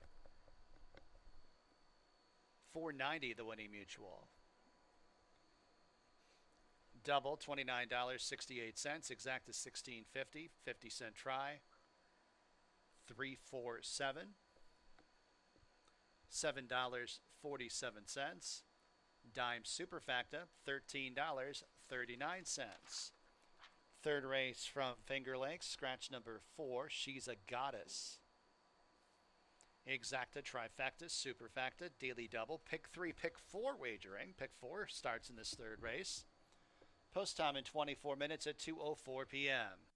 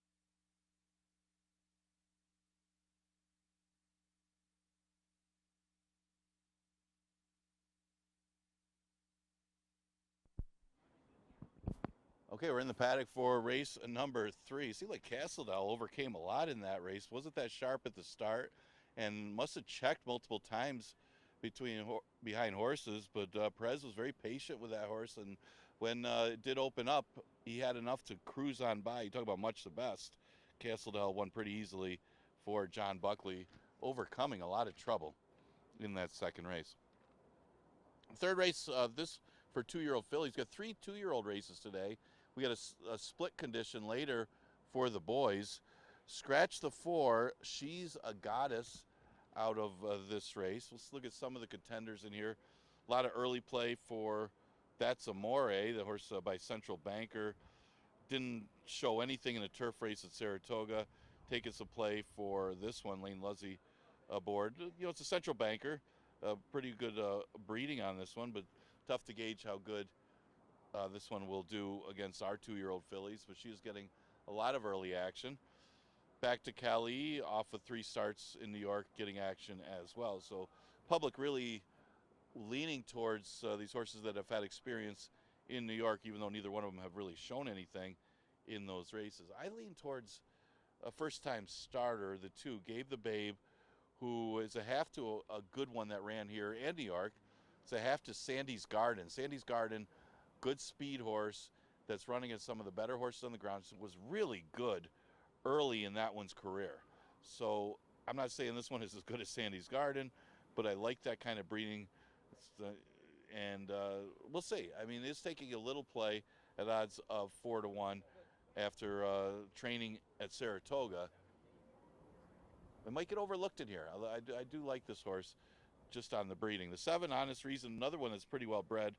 Had 1 start, was in the slop, but it was also in a stakes race in the Lady Finger Stakes. So very ambitiously placed for her debut. The dam cost $270,000 as a 2-year-old. Not sure why. I mean, you got Majestic City on that dam side. Honest Mischief, an Into Mischief. That one has been pretty well here at Finger Lakes with these horses. So getting a little play at odds of 3 to 1 is that one. So we'll see. I mean, there's a lot of question marks with some of these 2-year-old fillies in here. Again, a lot of the early play on the horses that are coming in here that have run in New York or Saratoga, even the horse that was running on the turf for Nick Zito. Exacta Tri Super Daily Double, pick 3 and pick 4 starts with a third. You got about 6 minutes to post.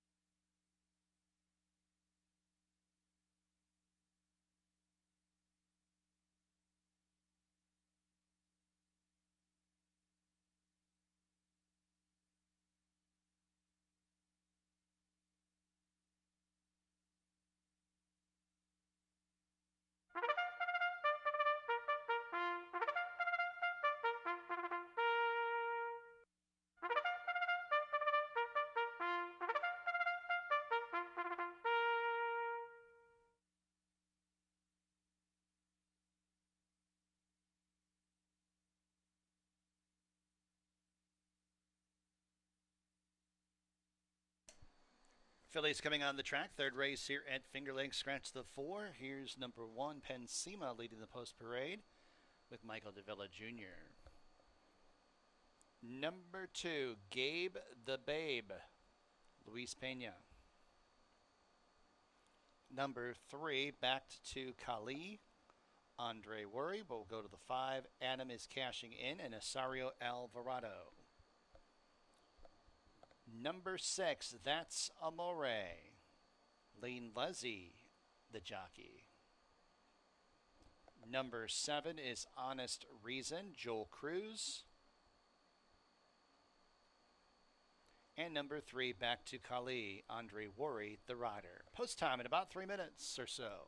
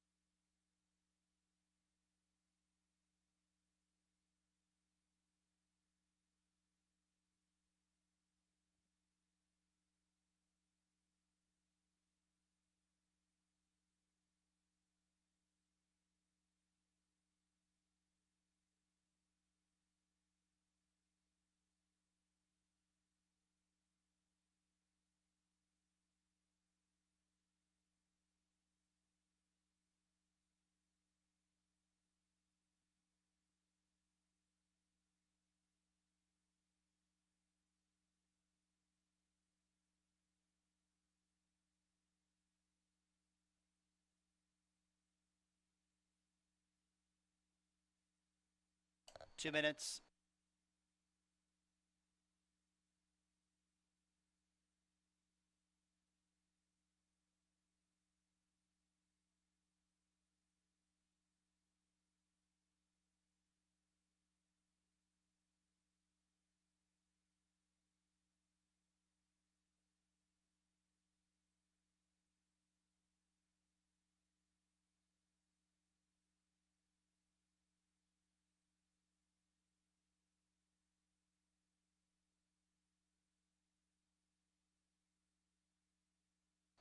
Approaching the gate.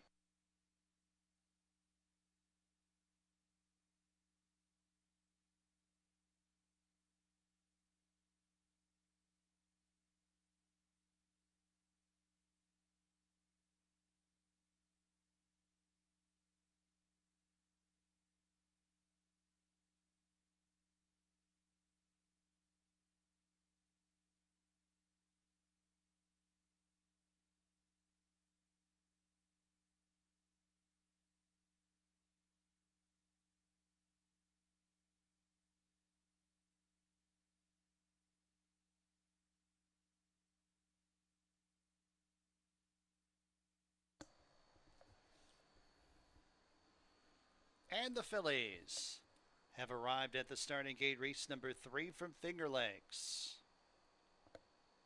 Field of 6 2-year-old fillies to go 5 1/2 furlongs. 8 to 5 on number 6. That's Amore. 2 to 1 number 3 back to Kali. 3 to 1 number 7 Honest Reason.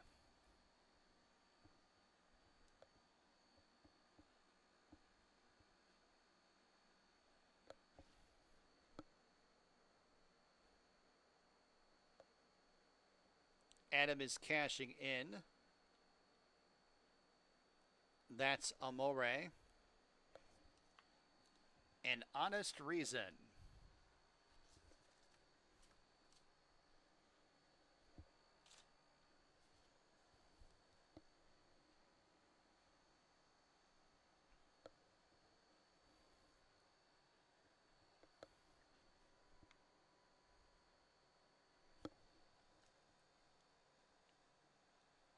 Eight to 5 now on back to Kali. 9 to 5. That's Amore.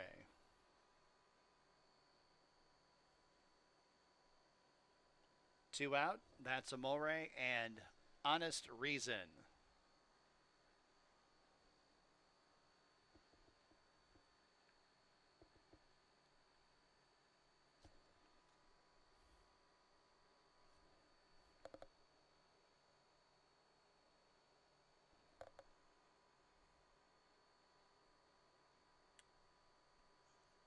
They're all in the gates.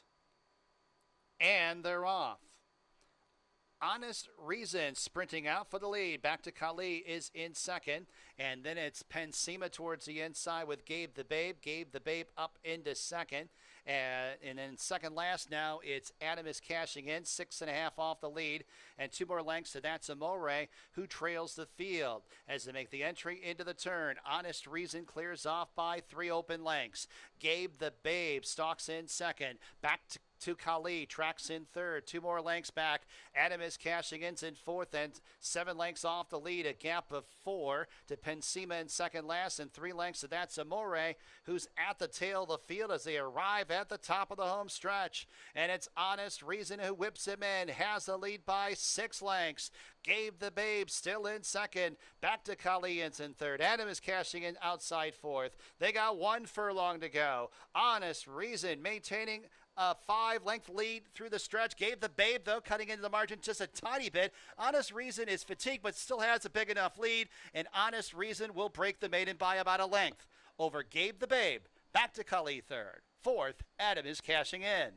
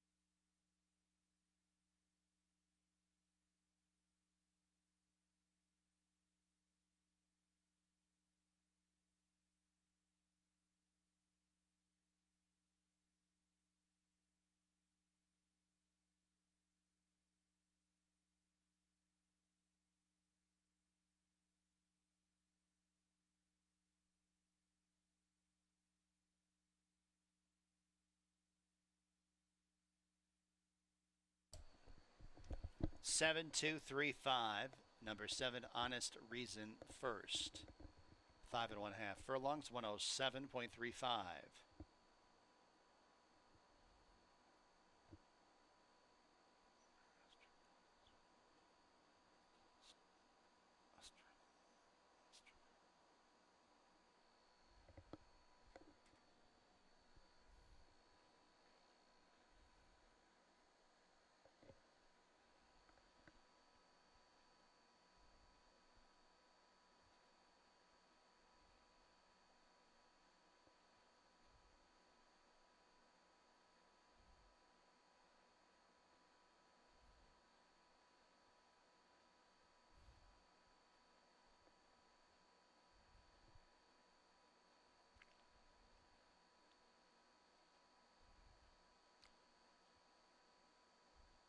$7.14, the winning mutual. Third race at Finger Lakes Official.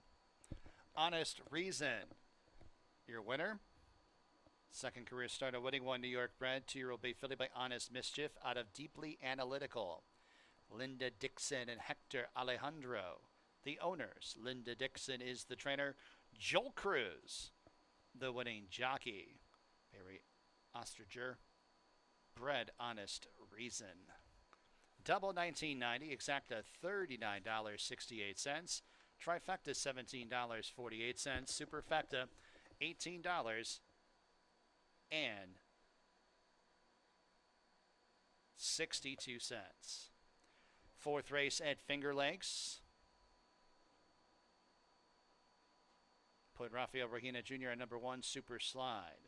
Exacta trifecta, superfecta, daily double. Late pick 5 wagering. Post time. Race number 4 in 21 minutes at 2:35 p.m.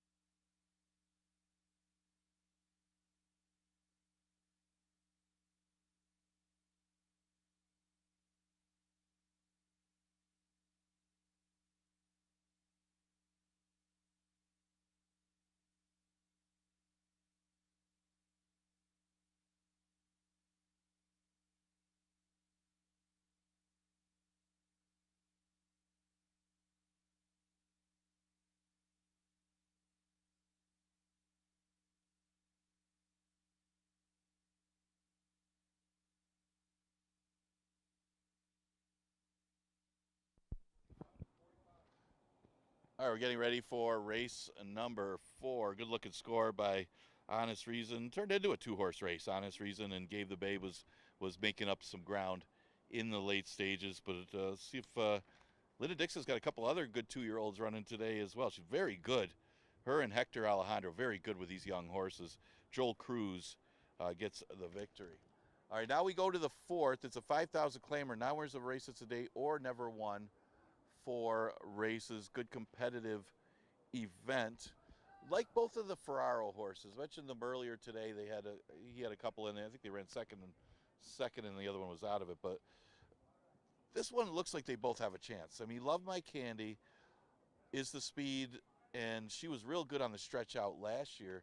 Hasn't been the same this year against allowance horses, but she gets some serious class relief. Dropping to 5,000. She's by Empire Maker, so obviously the longer the better for this horse. But Perez opts to go to Sweet DeSantis, who had I guess you could say, took the overland route last race. Should have something to run at. It's a pretty good uncoupled entry, you could call it, for M. Anthony Ferraro. Love My Candy as the speed, Sweet DeSantis as the late runner. Now, if you watch Sweet DeSantis, he made a nice middle move, but he ended up getting caught wide as they hit the turn. And when I say he got caught wide, he was way out in the middle of the racetrack, and his rally flattened out.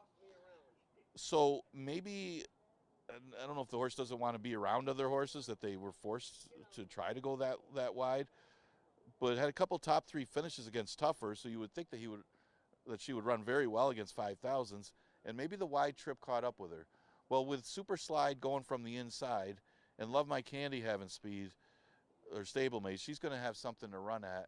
And if she can avoid going so wide this race, I think Sweet DeSantis has a good chance to win here. The 2 Love Thyself will try an equipment change after finding trouble in both races. You'll never see that. You used to see horses that keep getting DQ'd because they are erratic late, but that's usually they're the ones getting DQ'd. You rarely see a horse that's the beneficiary of DQs a couple races in a row, but that's Love Thyself. It'd be really funny if she ends up finishing 3rd and getting put up to 2nd this race as well. But maybe the blinker change will help as far as her running better and getting the victory, as since she's stretched out for the new connection for 5,000, she's run well.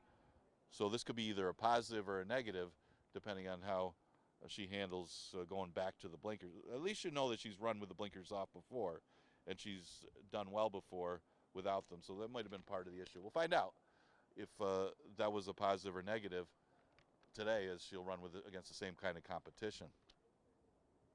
Those seem to be the few of the main contenders here in race number 4. Remember, we start the late pick 5 with this race that has the carryover. We also have Exacta Tri, Super, and Daily Double offered.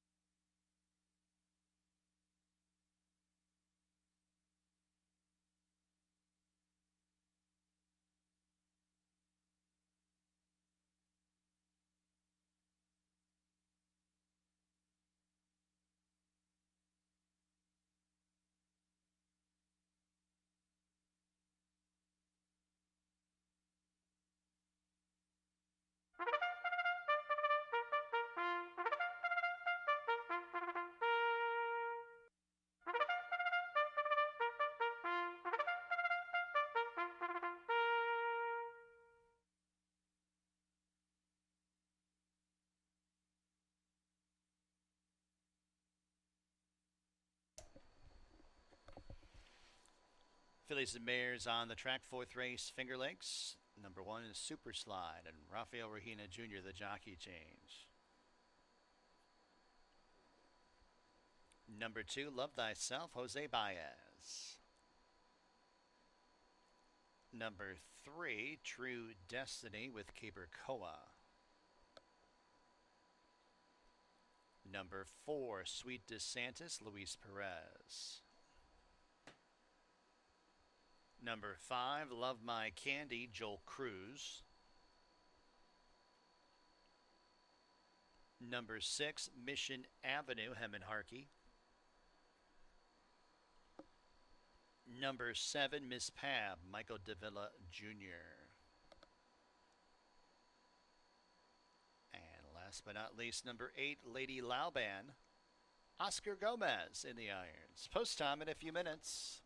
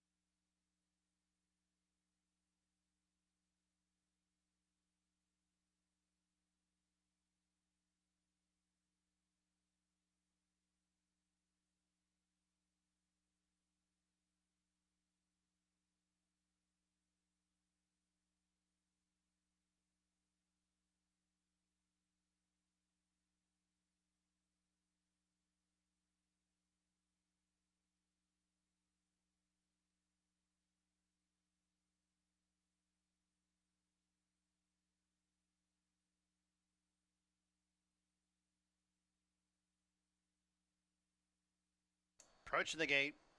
Approaching the gate for race 4 from Finger Lakes.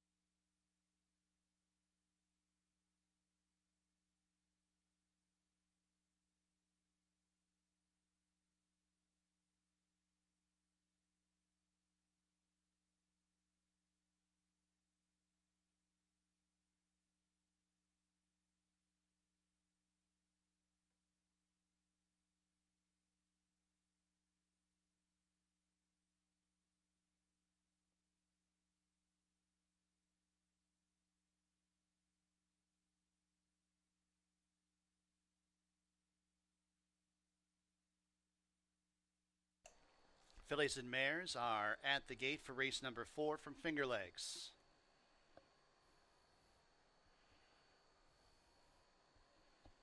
Field of 8 fillies and mares to go mile 70 yards.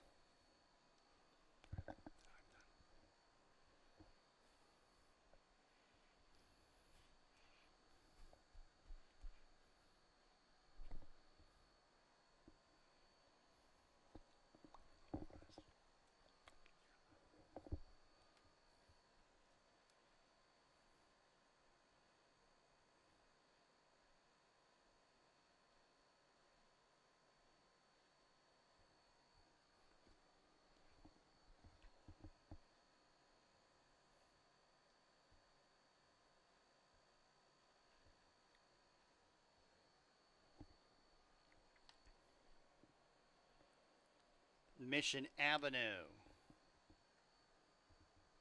Going up and in, Miss Pab and Lady Lauban.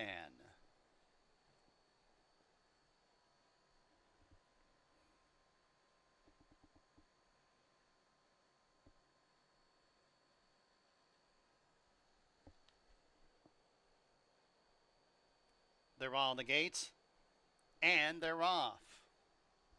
It's True Destiny edging out for the lead. Super Slides at the fence. And Mission Avenue and Love My Candy are 4 and 3 wide, respectively, as they sort themselves out. It's Super Slide who has the inside post and uses that to her advantage and has the lead by a half length over Love My Candy outside, now advancing and trying to get that early lead. True Destiny's the grade, tucked in third. Mission Avenue outside of her in fourth. And then it's Lady Lauban, who's to the outside of Love Thyself. 2 more lengths back to Sweet DeSantis in second last. And 4 lengths back to the trailer. And that is Miss Pab. First quarter, 24 and a fifth. Up the backstretch, Love My Candy takes over from Super Slide. True Destiny's on the outside. Second, Mission Avenue is in third. Love Thyself's in fourth. Super Slide ridden along to keep position in fifth. Lady Lauban outside in sixth as Miss Pab starts to get going from the back and about 8 lengths off the lead and out of last. And Sweet DeSantis trails the field as they have about 3 furlongs to go in this race.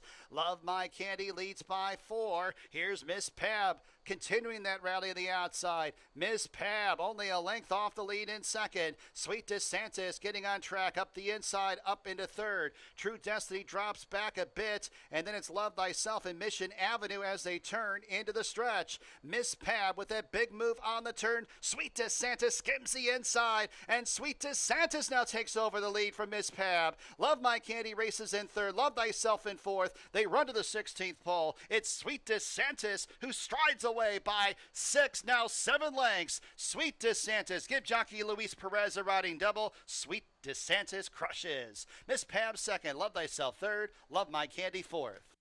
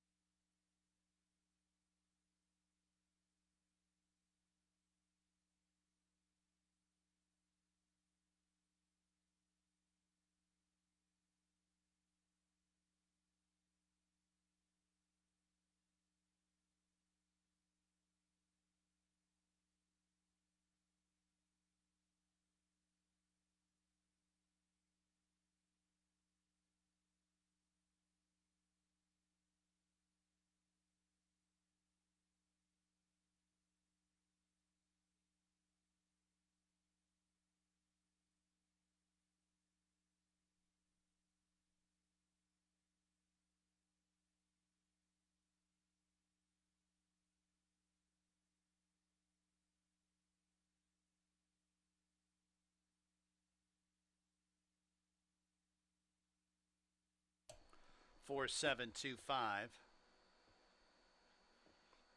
Number 4, Sweet DeSantis first. Mile 70 yards, 146.18.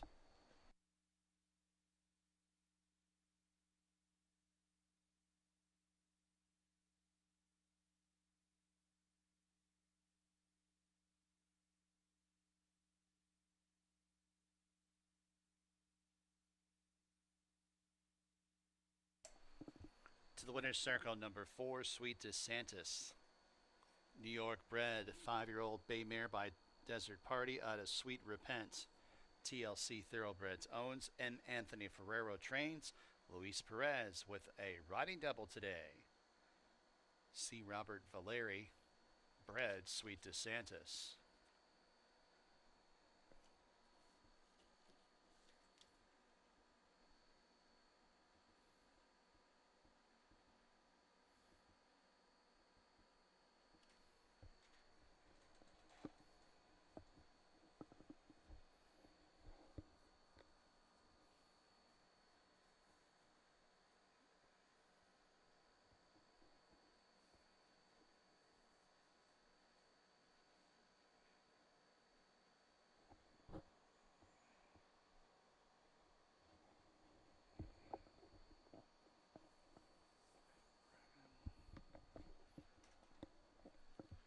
$11.98 to Winning Mutual. Double $40.70. Exacta $294.94.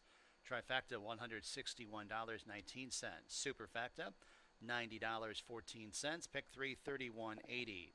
Fifth race, Finger Lakes, put Nasario Alvarado on number 6. Boogie Oogie Oogie.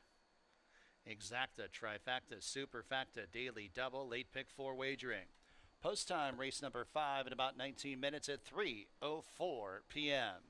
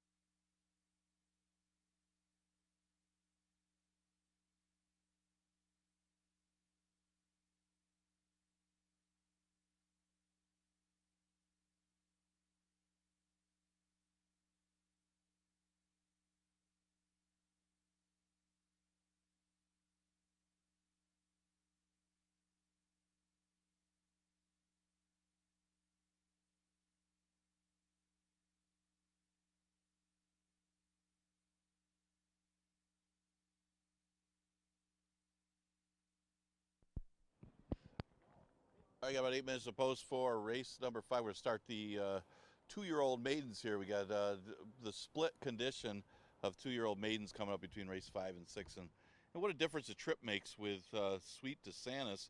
Had to go, was forced very wide last time to take the overland route. Today, Perez was able to sneak up the inside. That's probably the difference between her and Miss Pab as well. As Miss Pab had to go outside, she had to go inside. Certainly saving ground helped her get guided to victory. But good job by Luis Perez.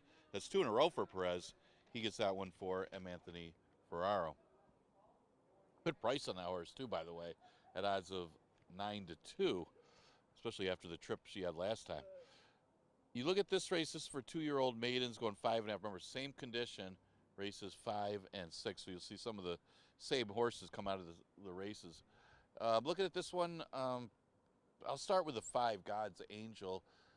Another one that's a decent price at odds of 9-2. No real favorite in here, as it is a tricky race. A few of them come out of the same race. There's a couple first-time starters. God's Angel, this is trained by Linda Dixon. She already won the other 2-year-old filly race earlier in the day. Comes out of a good race, as the winner did try a stakes race after that race. Sunday's Currency is in here. Sunday's Currency has had a race since, but he was affected by being on the rail. That one's on the rail again. But God's Angel was the one that was on the rail that day. Didn't break all that sharp because he was on the inside.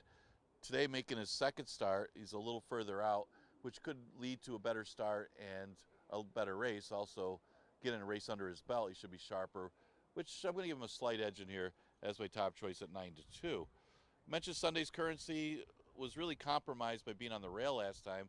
Unfortunately, horse on the rail again today. You could tell how green he was. He broke poorly because of the rail and then was checking early, being inside. Not always a good place to be for a 2-year-old, but he is getting experience having 2 starts. Unfortunately, he's on the rail. See if they can work out a trip from the inside, because he certainly looked good running second in his debut. He actually almost won that race. The other horse didn't drift out a little bit, and he was a little bit skittish that day. He would have beat High Yield Hunt. That one's a 3-1. The 7, Popper King's another first-time starter in here. Not getting much for early play at 7-1. Got a couple of firsters for Michael S. Ferraro. They both worked out together. Well, the other one is in the next race, Almez. But Popper King, you notice this breeding. It is normal breeding as far as Finger Lakes competition. That dam was a half to a couple that have run here. Also a half to Freud's Notebook, who was a good one, but had a few Finger Lakes horses that were siblings to this mare. Not the fastest of works, but then again, no real standouts in this race, and you got some good connections, but a little cold on the board early. The 3, Hamilton's Reese, is another firster that kind of stands out. It's a half to What You Talking About, who's a graded stakes winner. They paid $30,000 for this one as a yearling. Again, works not the fastest, but then again, these 2-year-old fillies aren't working that quick here. That with the breeding, maybe worth a look at odds of 4-1. So pretty good 2-year-old race. Remember, we got 2 of them, the 5th and the 6th, because of a split condition. Exacta Tri, Super Daily Double, and the late pick 4 starts in here.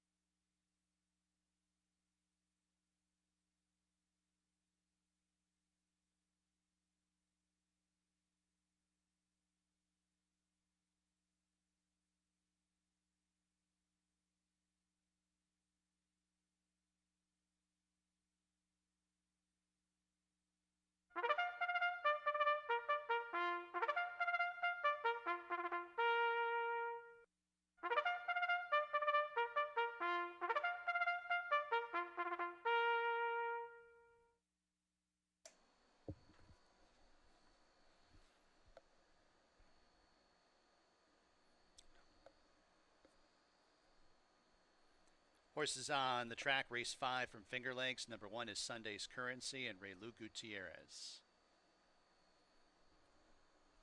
Number 2 is Chioke and Emmanuel de Diego.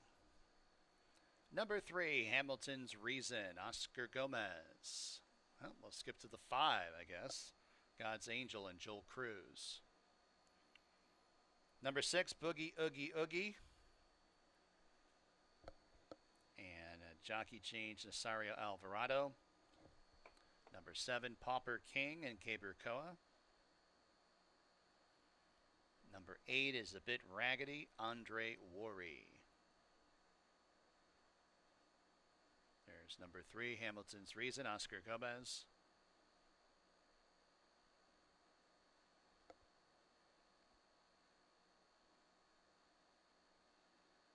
And number 4, Busy, Busy, Busy, Kevin Navarro. Post time in just a few minutes.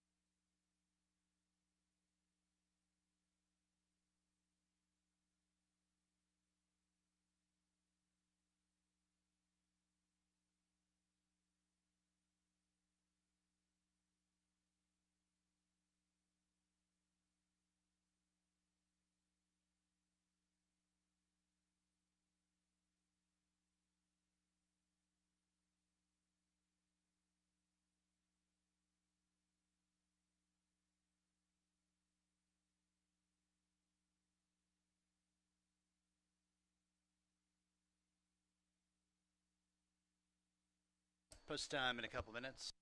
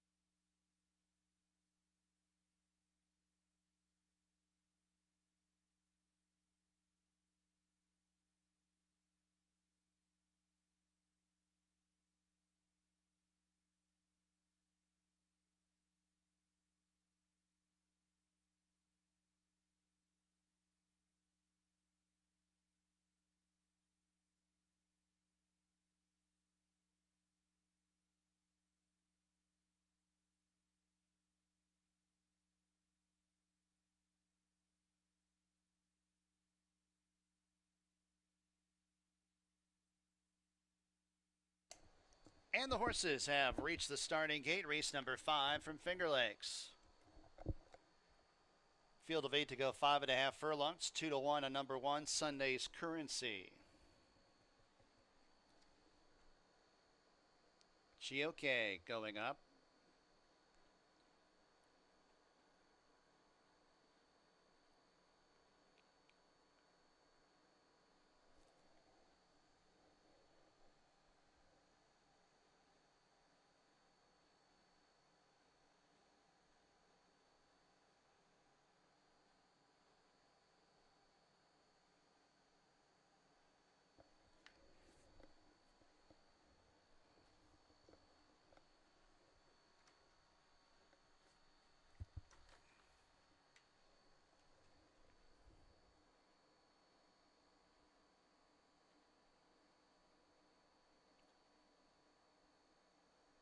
Half the field loaded up.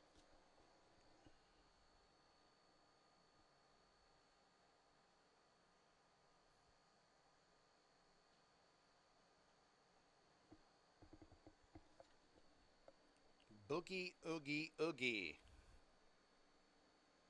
Pauper King. And a bit raggedy to the outside.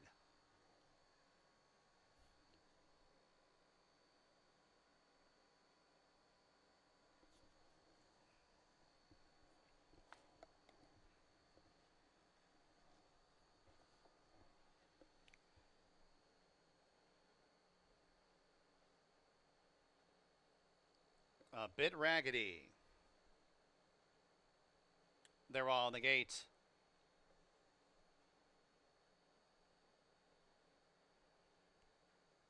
And they're off. Slow starts Pauper King and Boogie Oogie Oogie. Good start God's Angel, who rushes out and opens up by 4. Over Chioke's towards the inside, and a bit raggedy second and third. as it's Hamilton's Reason who splits rivals. Boogie Oogie advancing on the four wide side in fifth. 3 lengths back to Sunday's Currency in sixth, who's about 3 lengths in front of Busy and a gap of 2. Pauper King, 8th and trailing. First quarter mile, Lively 22 and 3/5, 3 furlongs to go. God's Angel has the lead by 5 open lengths. Hamilton's Reason tries to bridge the gap in second. Chioke towards the inside third. Sunday's Currency. White blinkers outside in fourth, passing Boogie Oogie, who's now stagnant in fifth as they arrive at the top of the stretch. And it's God's Angel who comes off the turn by 9 lengths. Chioke is in second. Sunday's Currency outside third. Hamilton's Reason towards the inside, a distant fourth. 16th to go. It's God's Angel crushing the field. God's Angel leads by 10 lengths. Sunday's Currency cuts into the margin a little bit at the end. Second, Chioke third, close for fourth. Busy was to the outside of Hamilton's Reason.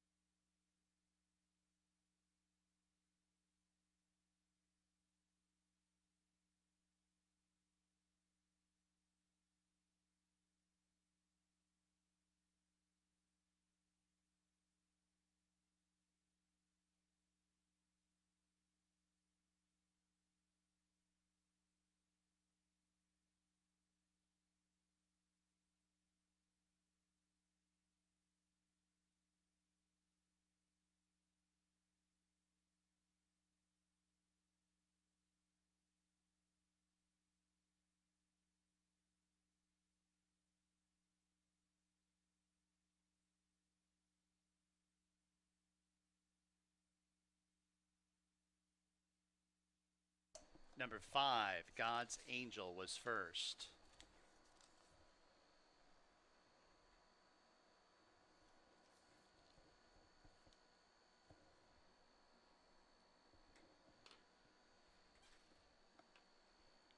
Five and a half furlongs, 106.24.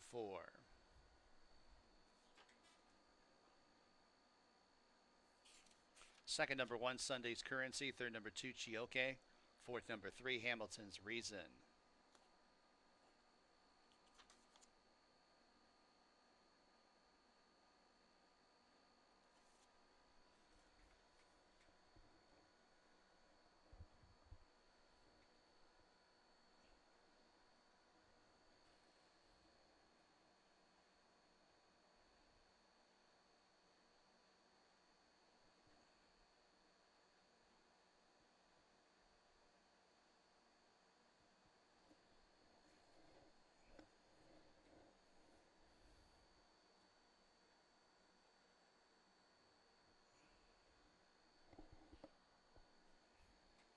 God's Angel pays $10.94 to win. Fifth race official here at Finger Lakes. God's Angel. Second career start. A winning one for this New York bred. 2-year-old Gray Gelding by Solomini out of Billie Holiday Blues. Kevin Fernandez Merced, the owner. Linda Dixon, the trainer. Joel Cruz, the winning jockey. 2 wins in the card for Dixon and Cruz. McMahon of Saratoga Thoroughbreds and William Herbert bred God's Angel. Daily double, $93.92. Exacta, $43.68. Trifecta, $20.98. Super, $23.13. Pick 3, $58.67. Pick 5, 5 of 5, $1,249.76. 6 race Finger Lakes, scratch the 6, King Lucky. Exacta, trifecta, superfecta, daily double, pick 3 wagering. Post time for race number 6 in about 21 minutes at 3:36 p.m. A reminder that Finger Lakes has moved Wednesday post times in the month of October going forward to 1:15 p.m. 1:15 p.m. post time for the next few Wednesdays in the month of October.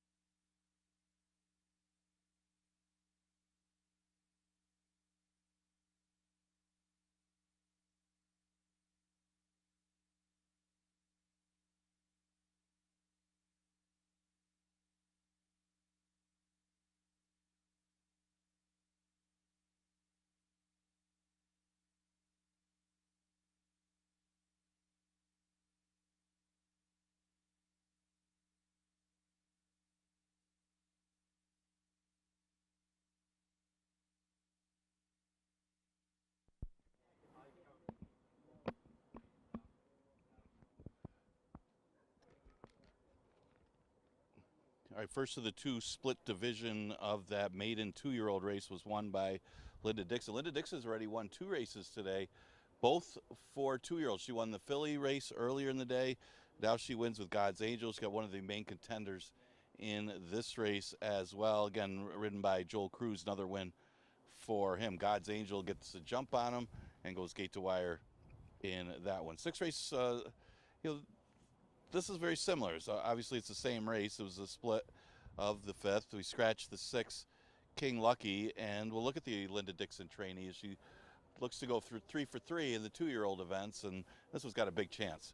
King's Dancer, obviously the sister Queen's Dancer was really good, very fast, and this one will try adding the blinkers after being a little bit green in his first start, kind of in between horses, trying to make a move in that race, and still ran pretty evenly, and still ran pretty well, and now shortens up to 5.5 today, and King's Dancer's got to be a player, and is getting a lot of the early action at odds of 8 to 5. Instant Success, man, added blinkers, went off 73 to 1 last time and almost won the race. Goes outside to inside today, so we'll see how this one handles the inside position. That seems to be a problem in these 2-year-old races, but again, at least he had the wake-up call last time with the addition of blinkers and finished ahead of King's Dancer in that race. Only downside is probably breaking from the rail. He's going to have to break well. Obviously, he's got good early speed, so if he breaks well and gets out, he's going to be tough in here. Now, of the firsters, kind of looking at the 4, KY's Law, who they've paid a lot of money for anyway. This one, a colt, they paid $100,000 for as a yearling. The Dam was a multiple stakes winner in France. Obviously, it's a Tis the Law, which seemed to be getting more popular around here. Not the fastest it works. It obviously wants to go a little bit further according to the breeding, but you got to respect how good the breeding is on this one, and maybe another one to consider. Not getting much for play right now at odds of 8 to 1. The other firsters, you kind of look at the 2 Almez. This one worked with the other one in the prior race. It didn't really do too much, but the Dam cost $143,000 as a yearling herself. She ran in France. This one's a half to a multiple stakes winner, but that horse did most of that one's damage in route races.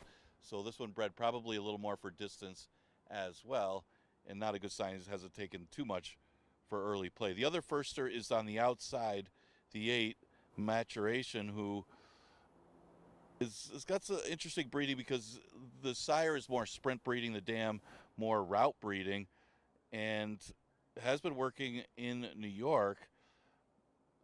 Getting a little bit of play for Buckley, who's gotten a lot better with firsters, and you always got to respect these connections. Buckley and Navarro have been very good, even with the young horses, especially with these Windy Lee Farms. So that's some of the contenders in the 2nd division of the 2-year-old maiden race. See if Linda Dixon can make it 3 for 3. Exacta Tri Super Daily Double and Pick 3 starts in here.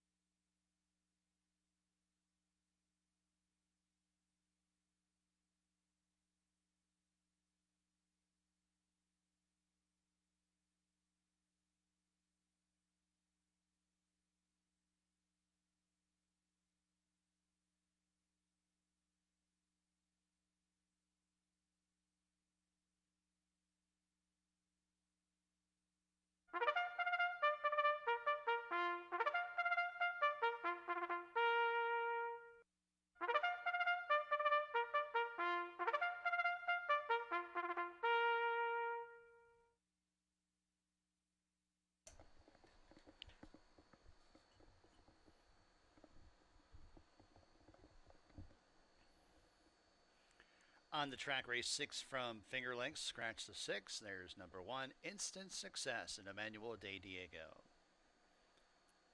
Number 2 is Almays and Luis Perez. Number 3, King's Dancer, Joel Cruz.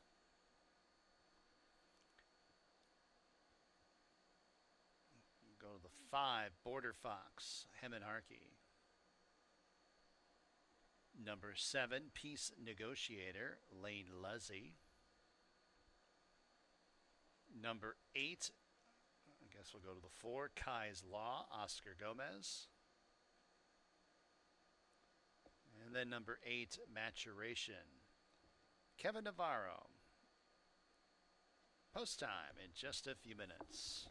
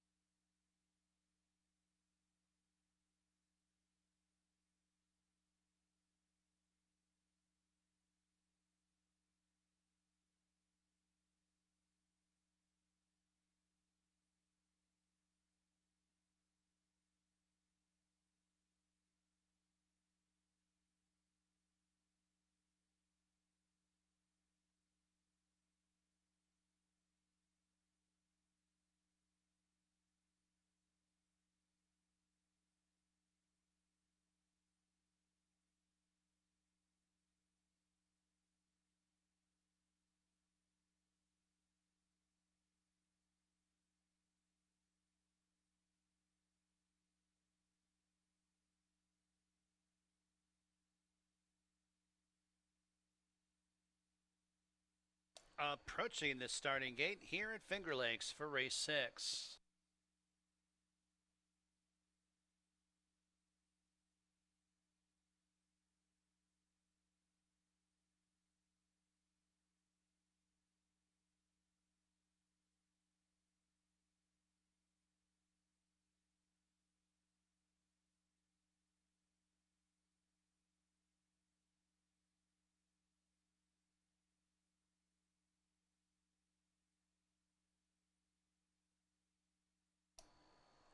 Horses loading into the starting gate, race number 6 from Finger Lakes.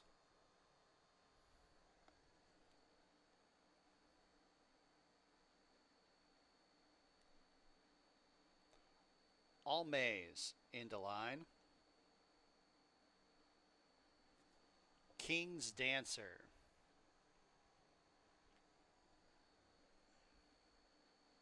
Kai's Law.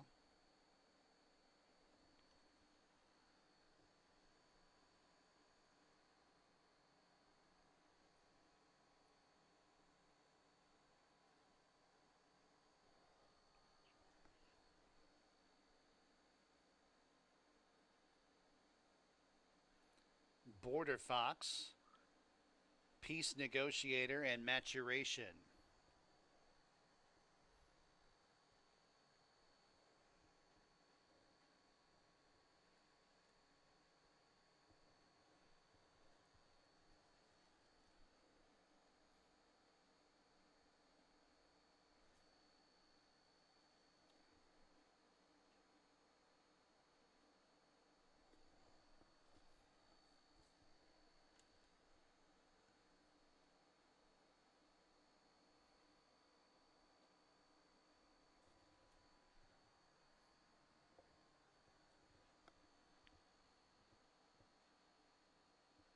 Maturation to the outside.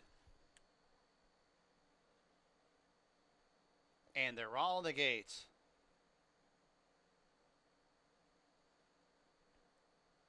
And they're off. Border Fox barrels out for the lead. Peace Negotiator surging towards the front end, as well as Instant Success towards the inside. Instant Success will have the lead after an opening furlong. Peace Negotiator in chase mode second. Border Fox races in third, 3.5 lengths off the lead, 2 lengths back to King's Dancer outside in fourth. All Mays in fifth, half length to Kai's Law second last, and Maturation is deep on the course at the tail of the field and about 11 lengths off the lead. 3 furlongs to go. Instant Success on the point has a lead by 3 parts of a length. Peace Negotiators in second. King's Dancer bettering his position. King's Dancer, white blinkers, splitting rivals up in a second, a length off the lead of Instant Success, who tries to spurt clear at the top of the lane. And it's Instant Success who has a lead by a length and a half. King's Dancer is persistent on the outside, and these two are well clear of the rest. They run to the 16th pole. Instant Success still has a length lead over King's Dancer outside second. A country mile back to third. It's Instant Success who wins by a length and a half. King's Dancer, a strong second. All Mays comes on late for third. Maturation, a distant fourth.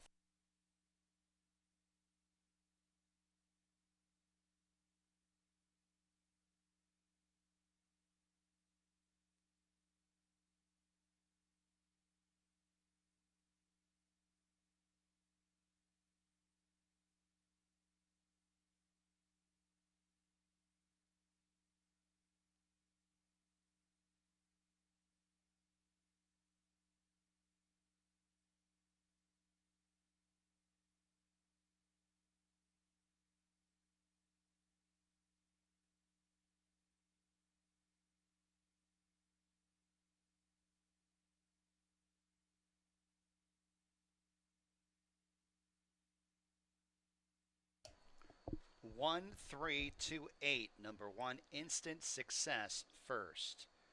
5.5 furlongs, 106.11.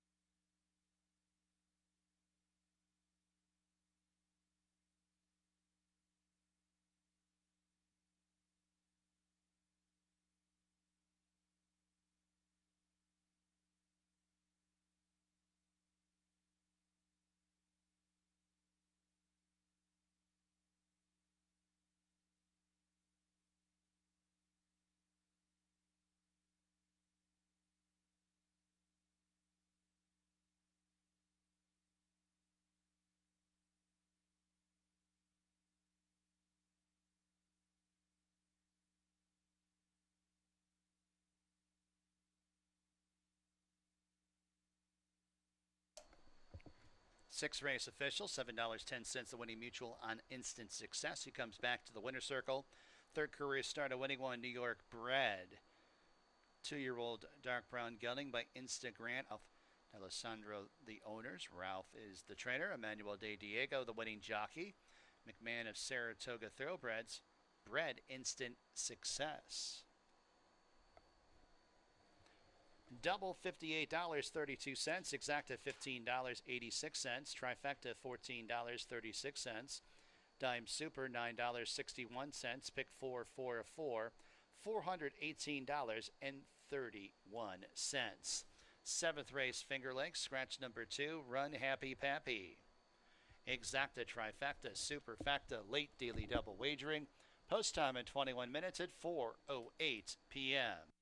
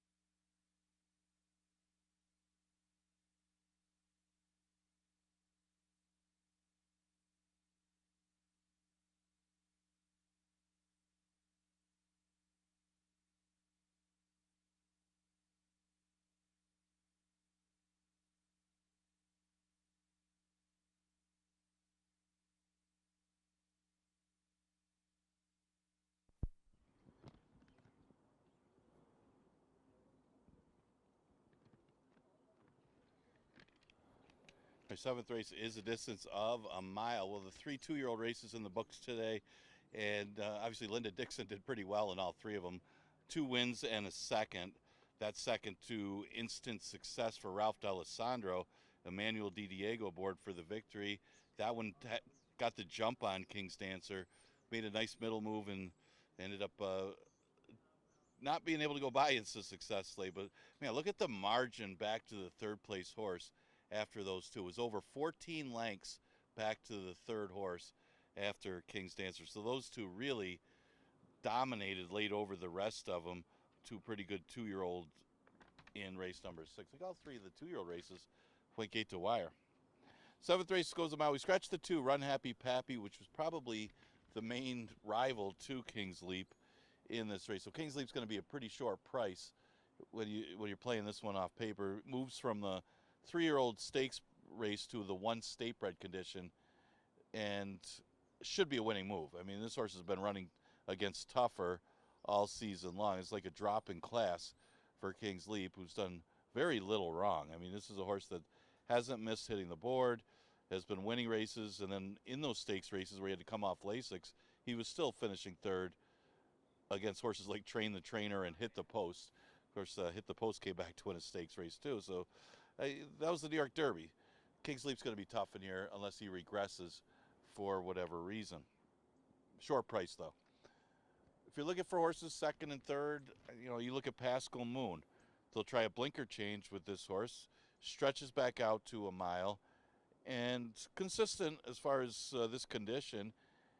He's always in the number. He hasn't really been a threat as far as the win. Ran against a good one last time. He has it all, went 111. Hey Toby ran lights out the day he beat him going a mile back in July. So he's running to the competition, but not really a threat to the winner. So now if you take King's Leap out of this race, there really isn't much else for him to beat as far as the numbers that he's putting up to hit the board, and he might be the next best. But again, if King's Leap runs his race, I don't know if any of these horses can beat him. Look at some of these other long shots. This time, yes, could be a horse that's getting better.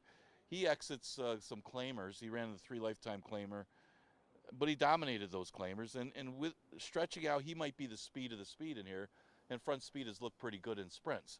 So that might be an advantage for this time, yes. Whether it's enough of an advantage to get the lead and hold off King's Leap, that's another story. But he's another one to keep an eye on because of his running style. And if he likes this little bit of stretch out to a mile, he could be an upset chance. The 3 Count Frost comes back to Finger Lakes. He hasn't had much success here in his prior races, but he's gone against some tougher competition. He's been all over the place, and he's been running on the turf at Colonial. He was at New York running in the slop and an off the turf race, and he's run 8 times here, but he's only been once on the board and never been in the top 2. But his numbers are competitive against these 1 state breds, that he's an interesting proposition as far as hitting the board, especially if you're keying off King's Leap on top and you're trying to get a little bit of a price for second or third. Maybe Count Frost could be that price. 7th race, got about 7 minutes to post. Exacta Try, Super, and Daily Double offered. Again, we scratched the 2, Run Happy Pappy.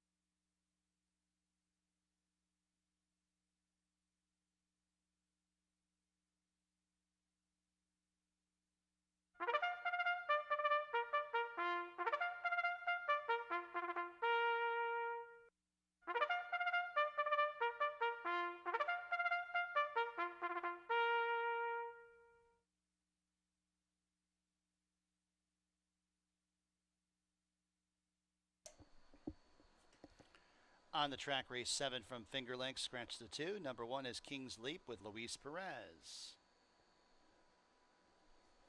Number 3 is Count Frost and Michael Davila Jr.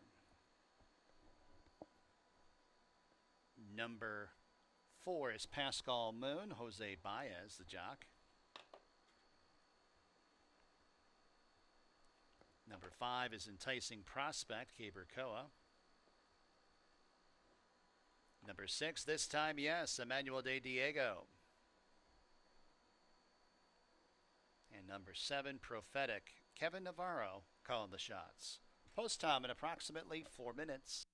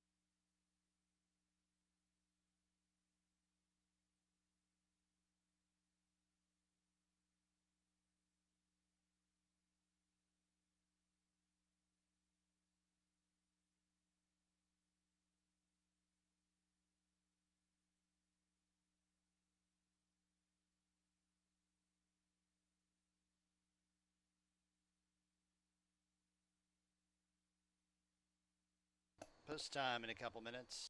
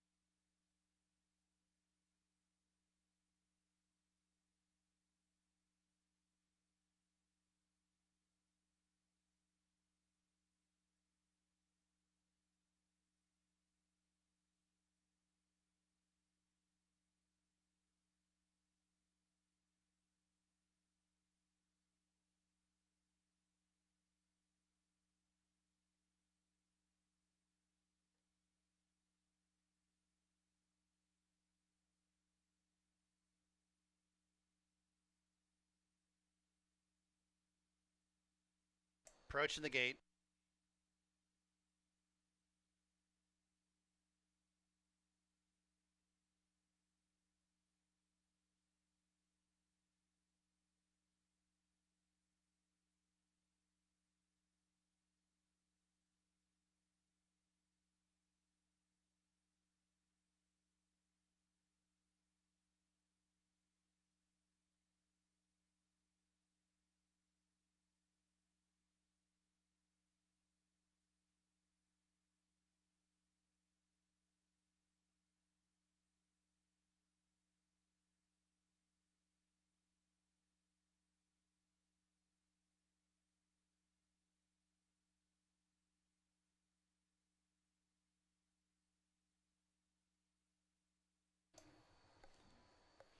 And the horses have arrived at the starting gate. Race number 7 from Finger Lakes.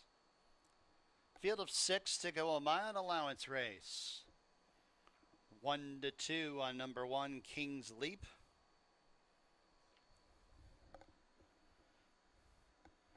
Third in the Albany Stakes last time out. Third in the New York Derby 3 starts back. 3 to 1 on number 4, Pascal Moon.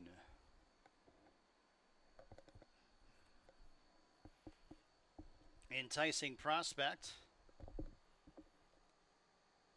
This time, yes, second last into line, and Prophetic to the outside.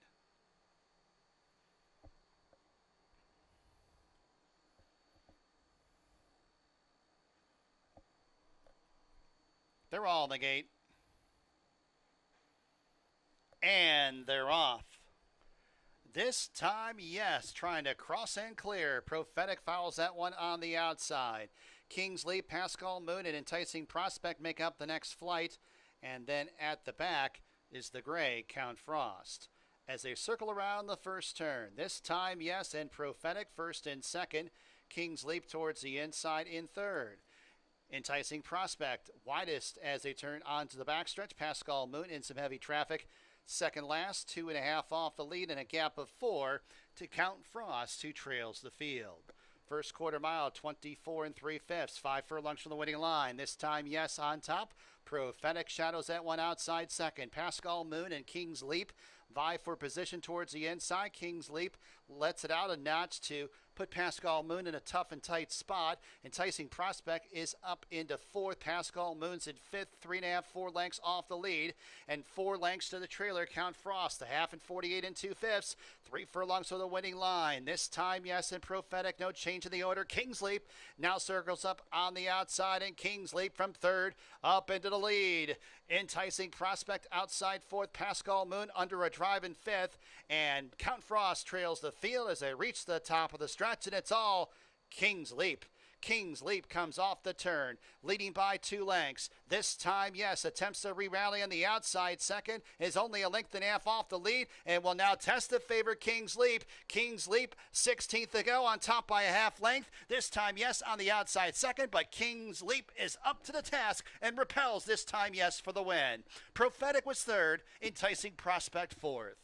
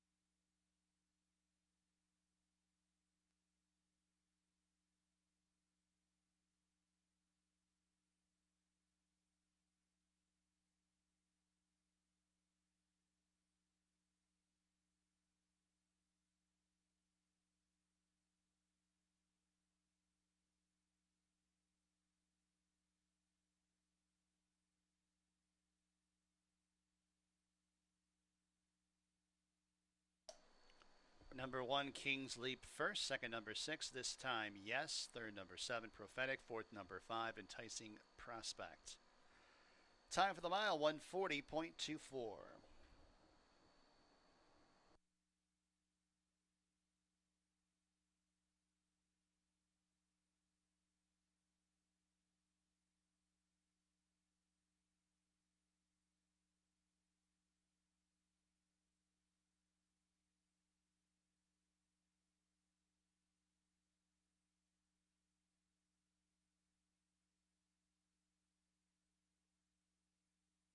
To the winner's circle, number 1, King's Leap, New York bred.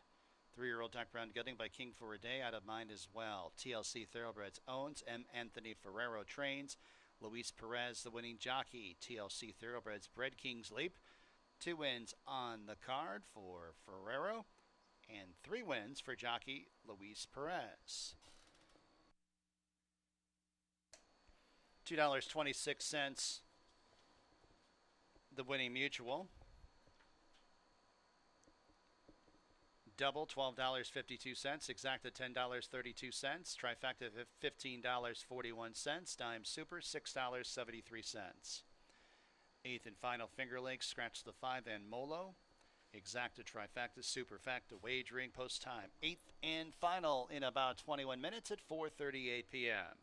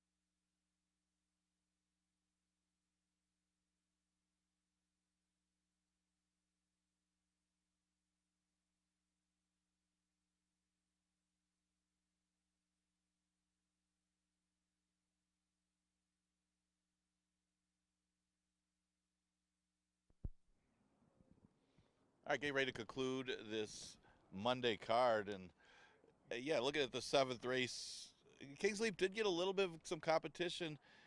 Went by this time, yes, who was the speed of the race. Seemed like this time, yes, didn't go down without a little bit of a fight, but Kings Leap was able to edge clear. Louis Perez having a day. He's got a few. I think he got 3 wins on the card. He got the victory for M. Anthony Ferraro. It wasn't so looked like an easy money race for Kings Leap, but it did end up being relatively close. All right, well, we go from a 1-9 shot that looked pretty tough to a race that it is as wide open as they come. This last maiden race was a great scramble to finish out the day. Goes a mile 70. Hard to love anybody in here. Now, there's a horse going turf to dirt, Ragazzo d'Oro, one of the horses you can make a case for, but he's never competed on the dirt. He does have some decent works on the dirt, and he's faced tougher, much tougher, on the turf course. So kind of the mystery horse, and he does have some dirt breeding. It's not just all turf breeding. So he's an interesting one. Other horses to consider, I thought the 4-horse Wisecracker. One of these days is kind of the quote you can use for Wisecracker. He runs well against his competition. He's got better numbers than a lot of the horses on the field, but he just doesn't seal the deal. He had the lead late against Kiss Me Thrill Me, and just kind of gave it up late. But maybe one of these days, a field like this, he can hold on. Hard not to use the top 3 if he can forgive his last effort. The speed of Big Brown Delivers is another one to consider. He's 20-1 morning line.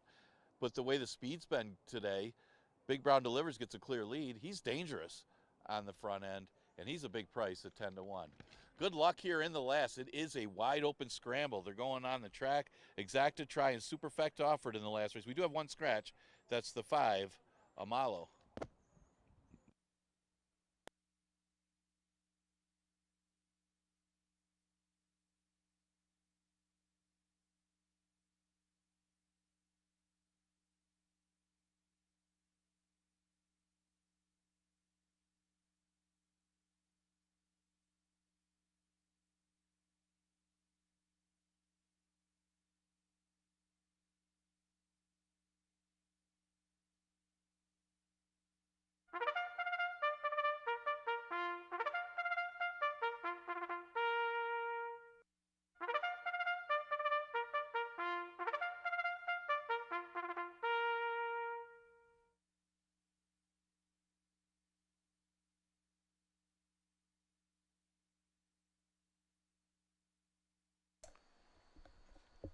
Coming on the track, 8th and final. Scratch the 5. Number 1 is Bright Angel and Hemant Harkey.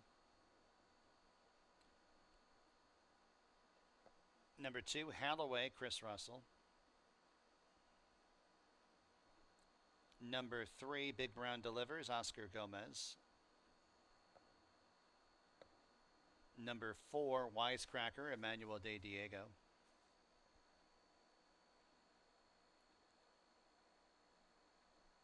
Number 6, Yohida Moneymaker, Michael Davila Jr. Number 7, Ragazzo Doro and Raylu Gutierrez. Number 8, Mama's Midi, Joel Cruz. And number 9 is Solo Flight, Caber Koa in the irons. Post time in just a few minutes.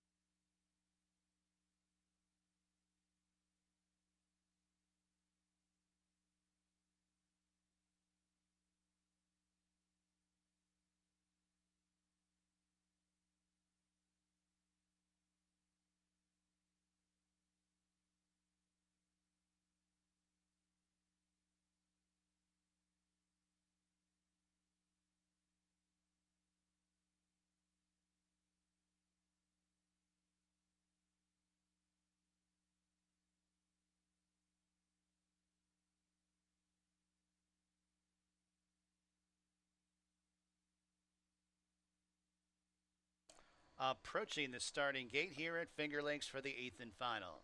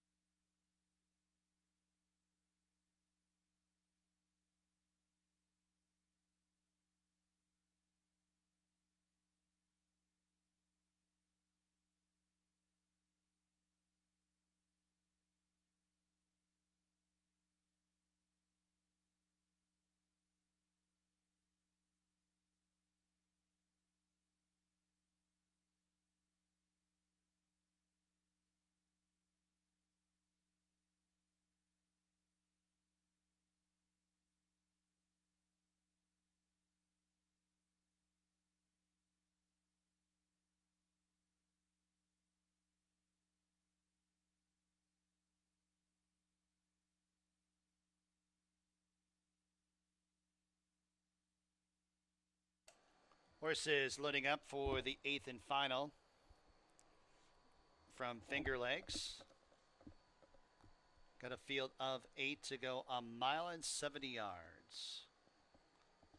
No strong favorite in here. 5-2 on both the 7 Ragazzo Doro and number 9 Solo Flight.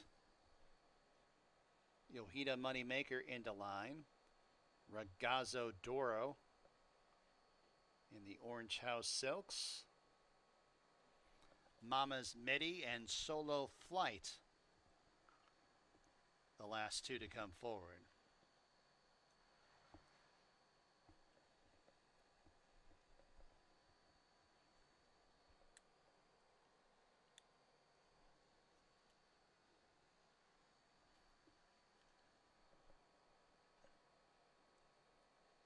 They're all in the gates. And they're off. It's Solo Flight. Big Brown delivers. Big Brown delivers. Emerges with the lead. Halloway, Bright Angel, Mama's Mini, and Solo Flight, 2nd, 3rd, 4th, and 5th. Wisecracker towards the inside 6th. Yohida Moneymakers in 7th, and a length back to Ragazzo Doro, who angles towards the inside of the back and is about 9 lengths off the lead. As they navigate the first turn and transition to the backstretch, it's Big Brown Delivers, who calls the shots in the front end, who has a lead by a length and a half, too. Bright Angel is stalking in 2nd. Mama's Mini tugging at the jockey to go on in 3rd. 3 lengths Halloway in 4th. Followed up by Wisecracker towards the inside 5th. Solo Flight 3 wide 6th. And about 8.5 lengths off the lead, a gap of 2. Yohida Moneymaker 2nd last. And Ragazzo Doro's at the back of the pack. The opening half in 47 4/5.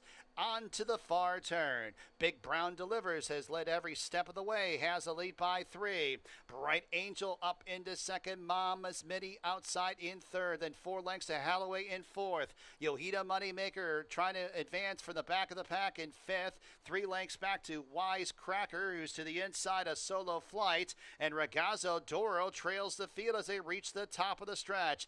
Big Brown Delivers. Mama's Midi gets every chance on the outside. Bright Angels at the fence, and then it's Halloway. Yohida Moneymakers on the grandstand side, and about 5 lengths off the lead. 1 furlong to go. Mama's Midi has headed. Big Brown Delivers as it's Yohida Moneymaker bearing down on the outside. 4 lengths off the lead. 16th to go. It's Mama's Midi who's in front, and Mama's Midi will give Joel Cruz 3 wins in the card. Yohida Moneymaker earns 2nd. Big Brown Delivers 3rd. Halloway 4th.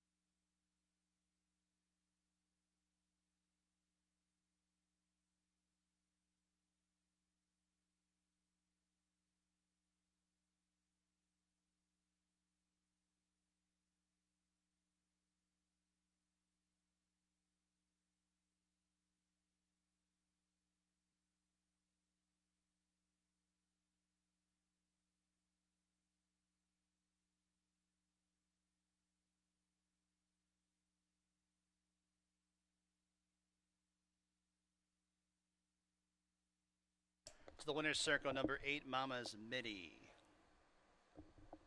New York bred, 4-year-old chestnut gelding by Midshipman out of Mama's Knows Best. Marissa Monserrati, owner, trainer. Joel Cruz with a riding triple today. William Butler bred Mama's Mini.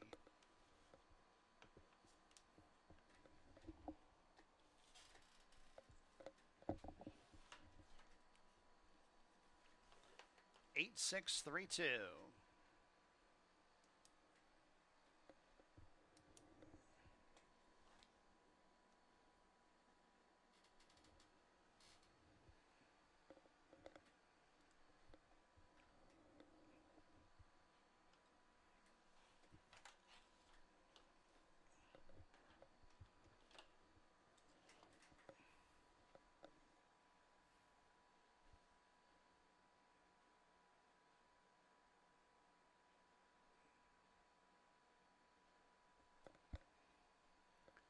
$8.68 the winning mutual, double $13.62, exacted $45.50, trifecta $79.57, super $63.56, pick 3 $11.48, pick 4 $101.60, pick 5 5 of 5 $668.12. Eighth race, last live race here at Finger Lakes for a Monday. Next live racing date tomorrow, Tuesday. First post at 1 p.m. And also, please note, Wednesday's post time is at 1:15 p.m. for the rest of the month of October on Wednesdays. But for this Monday, from high atop the roof here at Finger Lakes Gaming and Racetrack, this is your track announcer, Bill Downs, signing off. Have a tremendous evening.